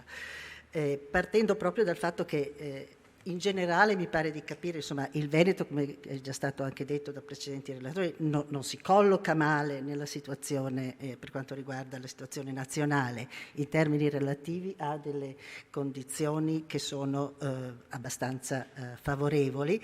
Resta il fatto che condivide comunque con il resto del Paese un problema che è strutturale, che è questo della bassa fecondità di lungo periodo che abbiamo sperimentato in tutto il Paese, Veneto compreso, e che adesso comincia a rendere ben chiari quali sono i problemi, e che comporta poi appunto degli squilibri che sono di fatto, secondo me, da un punto di vista proprio della realtà anche socio-economica, il fatto che vengono a mancare i giovani, si riduce il numero di giovani. Io vedrei già meno come un fatto preoccupante il fatto che c'è una differenza, uno squilibrio nel momento in cui vado a confrontarli con gli anziani, cioè quando si fanno questi indicatori giovani e anziani si vede che abbiamo valori oltre il 200%, insomma, quindi situazioni abbastanza squilibrate. ma questo dipende dal fatto che da un lato è calata la fecondità ed è calata da lungo tempo, il che significa che non solo abbiamo meno nati, ma arrivano man mano che passano le generazioni, si arriva alle generazioni che sono già state ridotte a partire dagli anni 70, anche meno persone che possono essere in età riproduttiva, quindi c'è anche un problema strutturale in termini di persone in età riproduttiva che si riducono.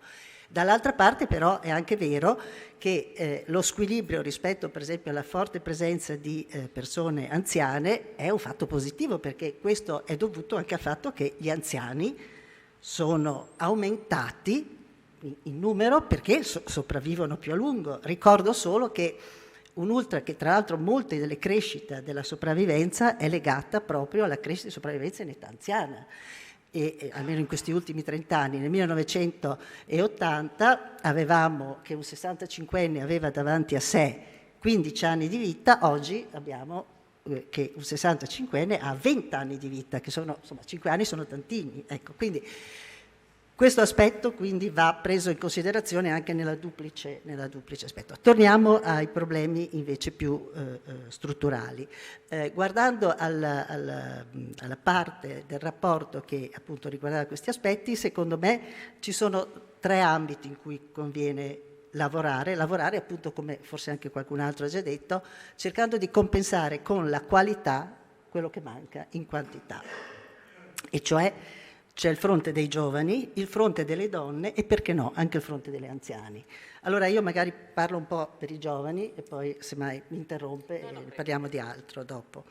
Io distinguerei i giovani tra quelli appunto qualificati e quelli meno qualificati, perché da un lato noi abbiamo appunto giovani qualificati che dobbiamo cercare di trattenere. È vero che forse non sono esattamente proprio quello che si richiede in questo momento dalle aziende, però è anche vero che in prospettiva noi non possiamo permetterci di perdere giovani che, come è stato detto, vengono anche formati nelle nostre università, che attraggono molti giovani anche da fuori paese, ma anche da altre regioni, e che è possibile che invece trovino offerte molto concorrenziali, forse nel paese, ma addirittura anche fuori del nostro paese.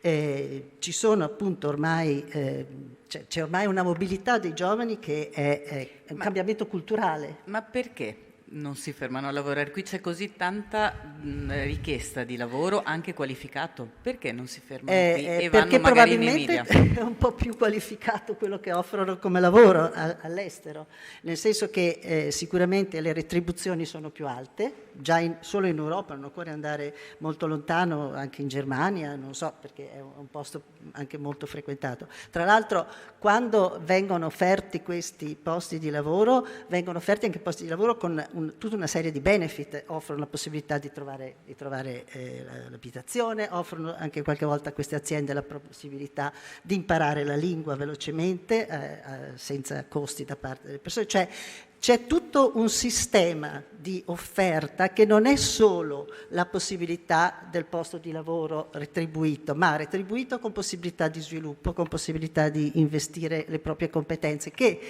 è certo su un livello alto, però una regione come il Veneto, che ha le ambizioni, che ha il Veneto giustamente di essere leader in ambito anche nazionale, credo che debba tenerne conto quantomeno in prospettiva. Quindi c'è da investire, e ne abbiamo parlato prima con delle aziende, e che però forse dovrebbero essere aiutate anche a diventare più grandi, perché io posso immaginare che un'azienda di piccole dimensioni non è in grado di offrire tutto questo. Allora, un po' la politica, un po' forse anche i rappresentanti delle categorie produttive dovrebbero trovare il modo di rendere le aziende del Veneto, quelle medie o medio-piccole, in grado di avere quella massa critica che permetterebbe di offrire questo tipo anche di opportunità ai giovani che sono più preparati. Dopodiché c'è anche tutto il fronte ho detto, io li dividerei tra molto qualificati e poco qualificati. C'è tutto il fronte dei giovani poco qualificati che pare di capire non sono poi, non è che non trovano lavoro, trovano comunque lavoro perché la disoccupazione è bassa, però forse su questo si potrebbe investire con dei percorsi di formazione ulteriore professionale per recuperarli, salvo il fatto che poi anche in prospettiva bisognerebbe favorire sempre che non ci siano perdite scolastiche, abbandoni scolastici precoci e quindi anche tutto un discorso che viene fatto con la scuola. Capisco che sto proponendo cose di ampio raggio, però se non si ha in mente una visione, un obiettivo e i collegamenti tra l'altro tra tutti questi aspetti che sono sia demografici ma anche chiaramente economici e produttivi, non ne usciamo. Tra l'altro l'altra cosa che appunto va tenuta presente, c'è stata un'indagine nel 23 che forse l'Istat conosce, è stato chiesto ai ragazzi da 11 a 19 anni tutta una serie di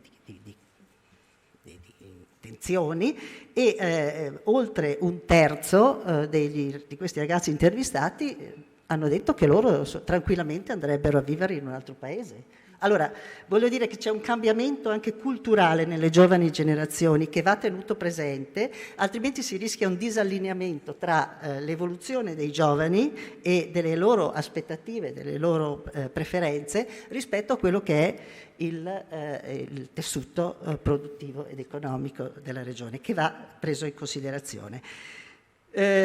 Che dire, poi passerei alle donne, che c'è una cosa molto importante sulle donne, ma se vogliamo far parlare qualcun altro, veda lei. Allora, Claudia si occupa anche dell'attività di un'associazione di categoria e in un territorio che ha tante potenzialità, tante specificità, credo anche tante difficoltà, come il bellunese, inclusa l'ultima frana in Val di Zoldo, sì, giusto dove siete voi dei giorni scorsi. C'è questo tema della crescita faticosa forse e come l'artigianato sta cambiando pelle, ne avevamo discusso un po', no? Proprio per intercettare bisogni diversi, perché non parliamo necessariamente sempre di profili manageriali, ci sono altre forme di soddisfazione però a determinate condizioni, anche ad esempio in attività artigianali. Innanzitutto buongiorno a tutti e grazie alla Regione per questo importante momento di sintesi e quindi grazie per l'invito. Mi fa piacere portare anche un po' la voce delle piccole imprese, perché di fatto siamo in difficoltà da un lato, ma io credo proprio per le caratteristiche del cambiamento che c'è in atto che abbiamo anche un grande potenziale.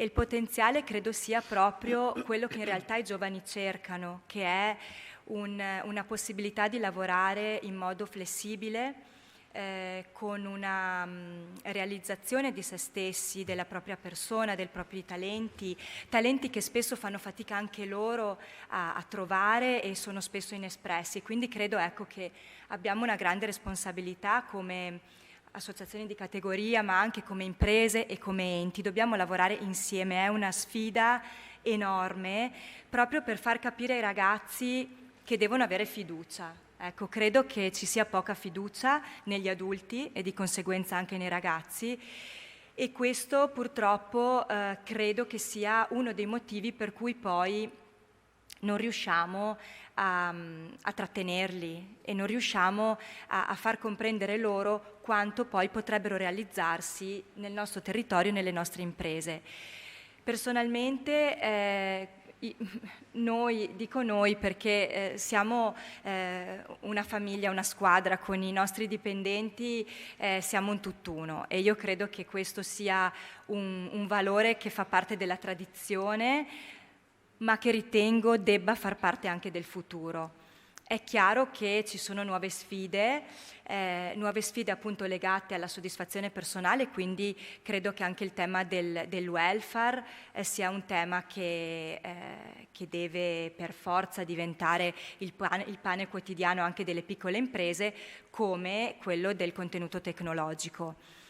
Io mi sono ritrovata a un certo punto a definire e a interrogarmi sul senso della mia attività, che è una segheria, non una falegnameria, quindi ancora un po' più difficile. Errore mio. No, ma è il settore legno, però è ancora un pochino più complesso il settore delle segherie, perché insomma sappiamo che in Veneto e in tutta Italia il settore della prima lavorazione del legno è molto in difficoltà. Allora, con mio figlio, che adesso ha appena fatto la maturità e si sta chiedendo che cosa faccio del mio futuro, e si chiede che cosa fare del suo futuro con un'attività che io ho portato fin qui, ed è un'attività che viene dal 1850, lui è la quinta generazione e ci chiediamo che senso diamo oggi a questa impresa che chiaramente ha cambiato pelle più volte nel corso del tempo e che oggi di fatto io ho impostato sulla qualità, non sulla quantità, posto che ci sono c'è una concorrenza anche oltre l'Austria, una su tutte, dove fanno questo lavoro da sempre e in maniera eccellente. Noi non abbiamo preso un treno molti anni fa e su questo, come su altri ambiti, adesso dobbiamo giocarci quella che è un po' la carta che abbiamo, che è la creatività, la flessibilità, quello che è tipicamente italiano nostro, e viviamo tra l'altro in comunità che vanno preservate per il valore proprio che c'è e che si dà alle persone in questo paese, in Veneto come in Italia, come in provincia di Belluno, come proprio in tutti, partendo dal singolo comune piccolo di montagna, arrivando poi allo Stato. C'è un'attenzione importante alle persone, deve esserci, e quindi ecco, io credo che questa sia la vera sfida, la sfida proprio di ritornare, il poeta l'ha detto, no? Che siamo piante, e quindi forse dobbiamo anche riprenderci un po' l'umanità che spesso abbiamo perso per andare a guardare i numeri, l'economia, i conti che devono sempre tornare, e certamente i conti devono tornare, però se non ci siamo noi, se noi viviamo male, se non siamo soddisfatti, se i nostri giovani se ne vanno, forse anche poi i conti non tornano. E quindi ecco, riprenderci un po' il sogno. Sono agevolata da questo passaggio di mio figlio, e quindi spero che riusciremo insieme a costruire questo sogno, perché sono convinta che abbiamo una sfida enorme legata al cambiamento climatico, sicuramente. La materia prima legno, ma qualsiasi altro tipo di attività dovrà ripensarsi in virtù proprio di un cambiamento che dovremo fare nei prodotti e nei metodi di produzione. Ci saranno meno persone, avremo meno lavoratori, e quindi dovremo avere alta specializzazione, molta formazione, farci aiutare dall'intelligenza artificiale, e quindi fare questo passaggio culturale anche le piccole aziende, e questo proprio per essere competitivi, e abbiamo appunto il dovere di avere una visione ad ampio raggio prospettica per il futuro, e quindi solo in questo modo credo che possiamo unire la tradizione all'innovazione e quindi dare un senso anche alle piccole imprese, che però devono mettersi insieme. Grazie. La cosa che mi ha colpito del tuo ragionamento è riprendiamoci un po' l'umanità. E questo mi fa pensare al numero che abbiamo visto prima, alle 239.000 donne che non lavorano, e questo mi pare sia alle mie orecchie suona pesante, doloroso, perché c'è qualcosa che non va. Di sicuro non sono tutte aspiranti casalinghe e da bambine non sognavano di rimanere a casa con i figli, ecco. Ma se non bastasse questo, che è la componente umana, e mi piace che si leghino, valgono 16,6 miliardi di euro di valore aggiunto. Allora, cari uomini, se dobbiamo rivolgerci a voi, se non altro per 16 miliardi un ragionamento serio si potrebbe fare. Professoressa. Sì, dicevo che il secondo ambito in cui che pensavo insomma di proporre come riflessione, che peraltro è un tema su cui si sta discutendo da tempo, non è che sia una gran novità, è sicuramente quello dell'ambito femminile. In particolare anche qui distinguerei tra le donne appunto poco qualificate e le donne qualificate. Per qualificate intendo quelle che hanno già da un titolo di studio superiore in avanti, perché ci sono appunto scelte diverse che vengono fatte. per chi come me studia demografia anche della famiglia, sa che ci sono proprio delle strategie diverse, per cui le donne che hanno un basso livello di istruzione, alla fine, per una questione di costi e opportunità, finiscono per scegliere di restare a casa, al limite facendo anche, dedicandoci ai figli, alla famiglia, magari anche con convinzione, ma comunque lo scelgono perché un lavoro che dia loro soddisfazione tutto sommato non è competitivo, cioè non è competitivo rispetto a stare a casa se sono in queste condizioni. Bisogna anche stare attenti. E allora, questo è tutto un mondo sul quale bisognerebbe capire se qualcuno vuole restare, qualcuno invece è in qualche modo costretto a lasciare, e ci sono tra l'altro molte donne, soprattutto in questa fascia intermedia, che non sono né poco qualificate né altamente qualificate, che magari al momento dei figli abbandonano. Ci sono dati che sono anche presentati nel rapporto, che abbandonano appunto per riuscire ad accudire i figli e non riescono a controllare entrambi gli ambiti. Allora, sul fronte delle donne poco qualificate bisognerebbe capire se esiste la possibilità di recuperare quest'area di persone, anche lì con strumenti di formazione professionale, che possano naturalmente conciliare il tema della famiglia con il tema del lavoro. Tutte le altre la strategia è completamente opposta, cioè le donne che hanno un titolo di studio almeno superiore in genere difficilmente abbandonano il lavoro, se non sono costretti proprio perché non riescono più a conciliare famiglia e lavoro, e cercano di, se riescono a conciliare, qual è però il risultato? Che in genere rinunciano ai figli. Quindi anche in prospettiva intervenire per favorire la conciliazione tra lavoro familiare e accudimento dei figli e lavoro è una priorità che tra l'altro dovrebbe coinvolgere anche gli uomini, nel senso che è vero, vanno bene i congedi parentali, però bisognerebbe dare anche una flessibilità che permetta di gestire la vita familiare almeno fin tanto che ci sono i figli fino a una certa età, perché i bambini piccoli si continua a pensare che si possa gestire solo con i nidi. I nidi sono una buona soluzione quando i bambini stanno bene, quando sono piccoli, o anche le scuole materne, però è vero che i bambini piccoli spesso si ammalano, spesso hanno dei problemi, quindi non è così facile gestire solo con il servizio. Bisognerebbe permettere per i primi 5 anni e qui naturalmente non c'è solo il governo regionale, ci vogliono anche delle scelte a livello nazionale, che permettono di conciliare, coinvolgendo anche i padri naturalmente. Noi abbiamo adesso una settimana obbligatoria è stato stabilito per i padri di congedo parentale, la media europea è almeno 4 settimane, qualche paese arriva addirittura a 9 settimane.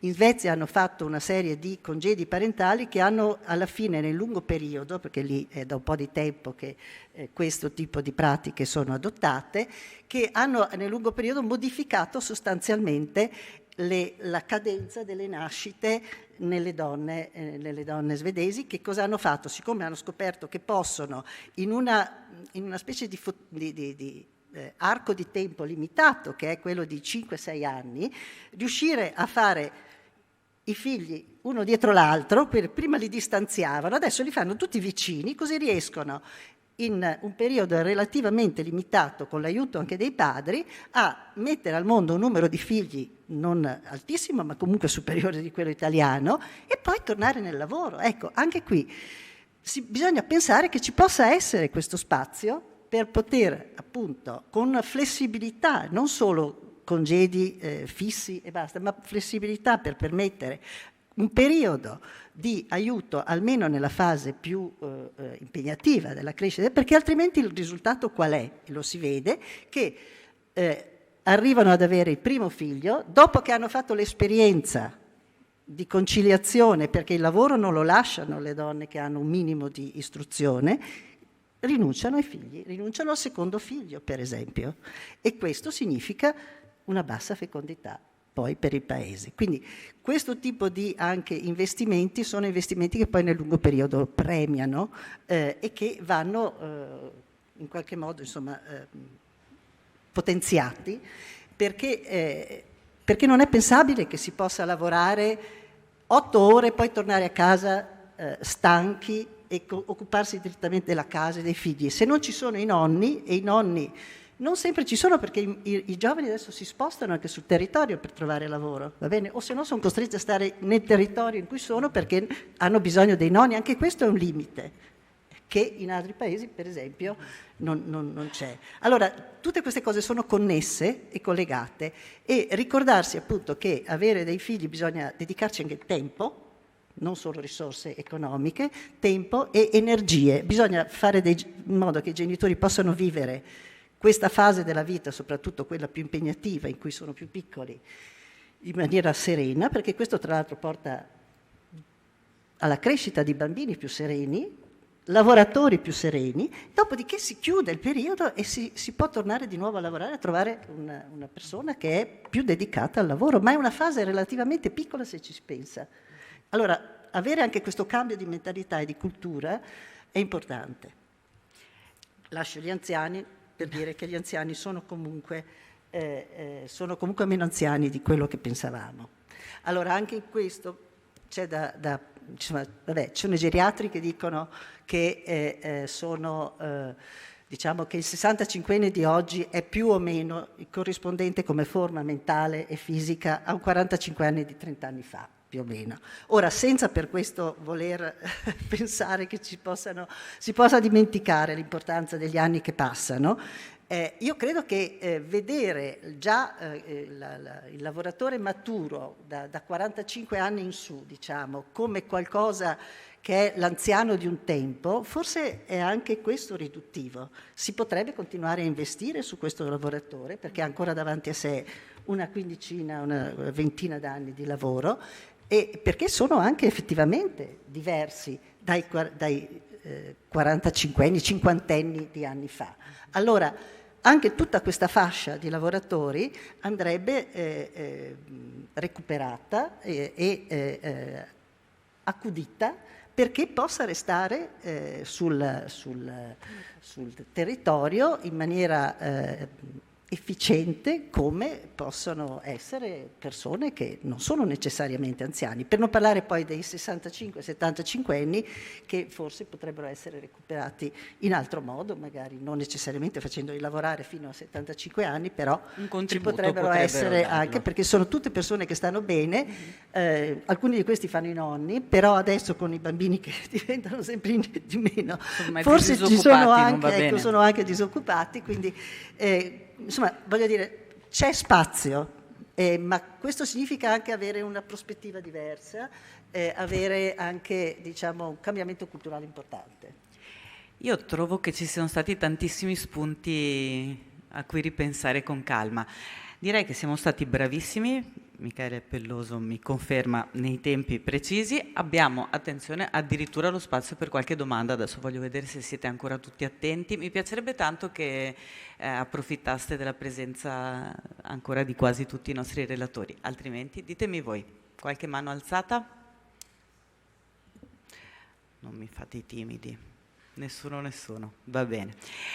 Allora, chiudiamo proprio nei tempi stabiliti. Io chiederei, perché purtroppo all'inizio non abbiamo avuto l'opportunità di sentire il prorettore Marcomini, che non è riuscito a passare, però c'è la professoressa Barbieri che voleva portare i saluti di Ca' Foscari, appunto essendo di casa, e anche l'assessore Calzavara, che così ci aiuta a chiudere.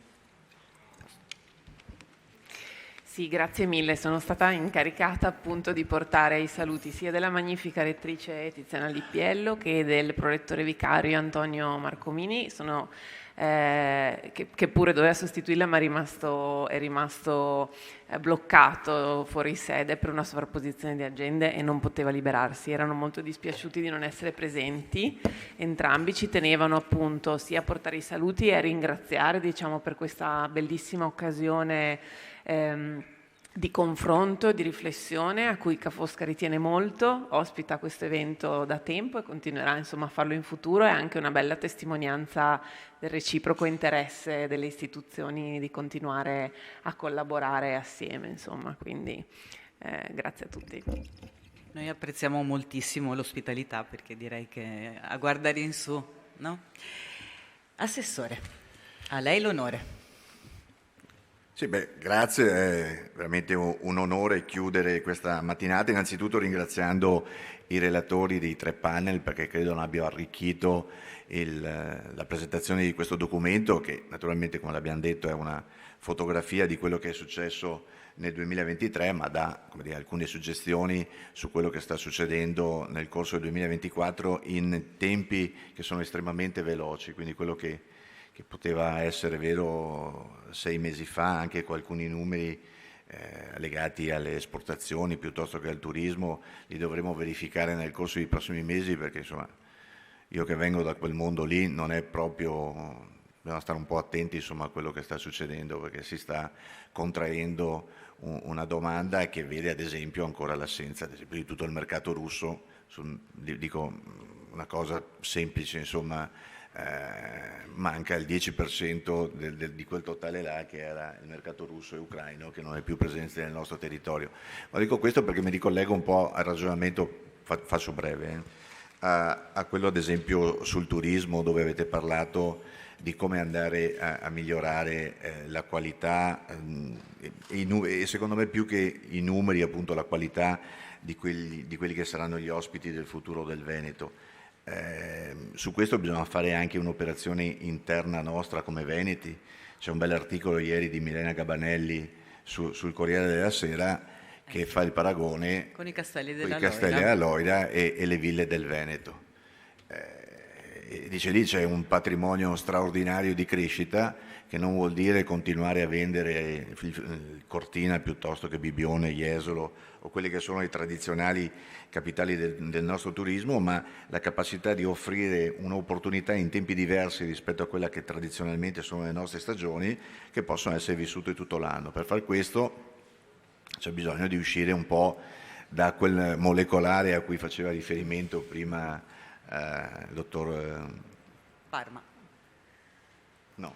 Parma. Pio Parma, sì, scusate, che anche dal punto di vista turistico ha questa caratteristica di essere troppo piccoli, no? E quindi l'incapacità di fare rete su progetti che abbiano la capacità di proporsi a livello internazionale. Quando raccontavo o dicevo che il Veneto deve raccontarsi di più, perché noi siamo, come dire, ce la raccontiamo molto bene tra di noi, ma il Veneto ha ambizioni mondiali, cioè, dobbiamo dire, questi numeri devono arrivare ben fuori da quello che è il recinto di una narrazione interna che vede il Veneto invece proiettarsi a livello internazionale, perché poi questo fa sì che effettivamente arrivino gli investimenti da tutto il mondo, che trovano in questo territorio un territorio capace e particolarmente bello.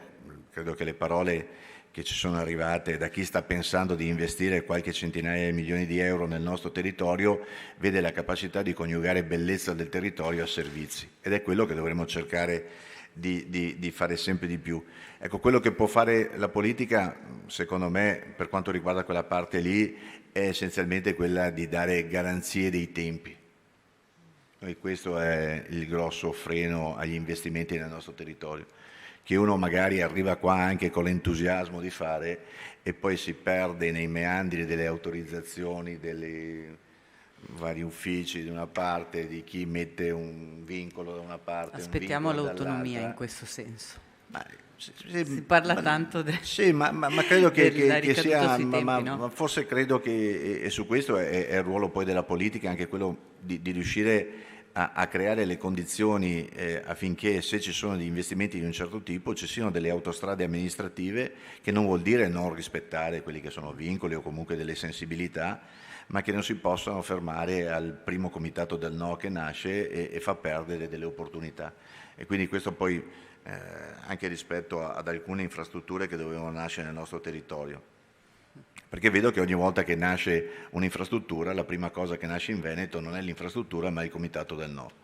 E su queste cose ci si perde del tempo. Però credo che quello che abbiamo presentato oggi è un bel documento, è una sorta di giornata dell'orgoglio veneto, è un Pride veneto, perché testimonia numeri importanti, mette in evidenza anche alcune criticità, non va tutto bene, ci sono margini di miglioramento, lo sappiamo, sono legati anche a politiche finanziarie che la Regione del Veneto ha fatto nel corso degli ultimi 15 anni, che allora chiaramente se si lasciano 400 milioni di euro in tasca ai veneti ogni anno,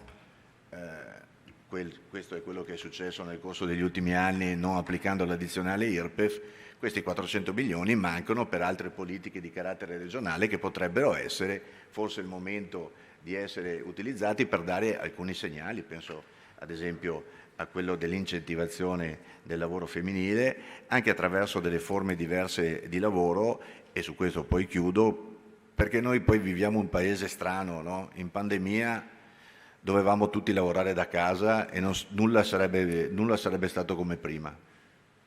Invece siamo ritornati tutto come prima. E quindi da questo punto di vista anche la capacità, ed è un lavoro difficile da fare all'interno della pubblica amministrazione, io oggi rappresento una pubblica amministrazione, è riuscire a trasformare il lavoro all'interno della pubblica amministrazione per progetti e non più per ore di lavoro o per tavolino e ufficio. È la capacità della politica di disegnare o di tracciare degli obiettivi e dire entro quel giorno me lo devi fare questo progetto. Poi vuoi lavorare di giorno, di notte, a casa tua, al mare, l'importante è avere una connessione a 5G, avere i dati e tu puoi lavorare dovunque. E questa probabilmente potrebbe essere anche la prospettiva di un Veneto futuro capace di attrarre nuovi talenti, di mantenere i propri proprio per la flessibilità del lavoro e per comunque lavorare all'interno di una regione che credo abbia ben pochi competitor a livello nazionale, e non solo, perché credo, e sarebbe un aspetto interessante da capire, se questo nostro confronto che facciamo a livello nazionale non debba iniziare a proporsi con qualche grande area europea. Alcuni numeri che vediamo là magari ci fanno dire ma come stiamo bene rispetto all'Italia. Forse sarebbe bene iniziare a dire ma come siamo messi rispetto alla Sassonia o rispetto ad altre regioni che possono essere simili a noi, e forse ci darebbero qualche dato ancora più confortante. Grazie a tutti dell'attenzione e ci vediamo il prossimo anno per la 22esima edizione del rapporto statistico.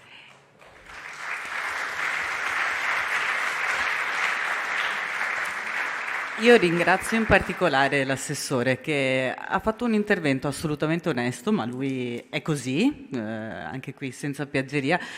Poi ha citato l'addizionale IRPEF e sa che è un tema sempre molto sensibile su cui in molti ragionano, abbiamo i sindacati qui presenti e magari i tempi matureranno, ma proprio nell'ottica dell'investimento e quindi dello sviluppo di quel potenziale di cui abbiamo parlato tutta la mattina.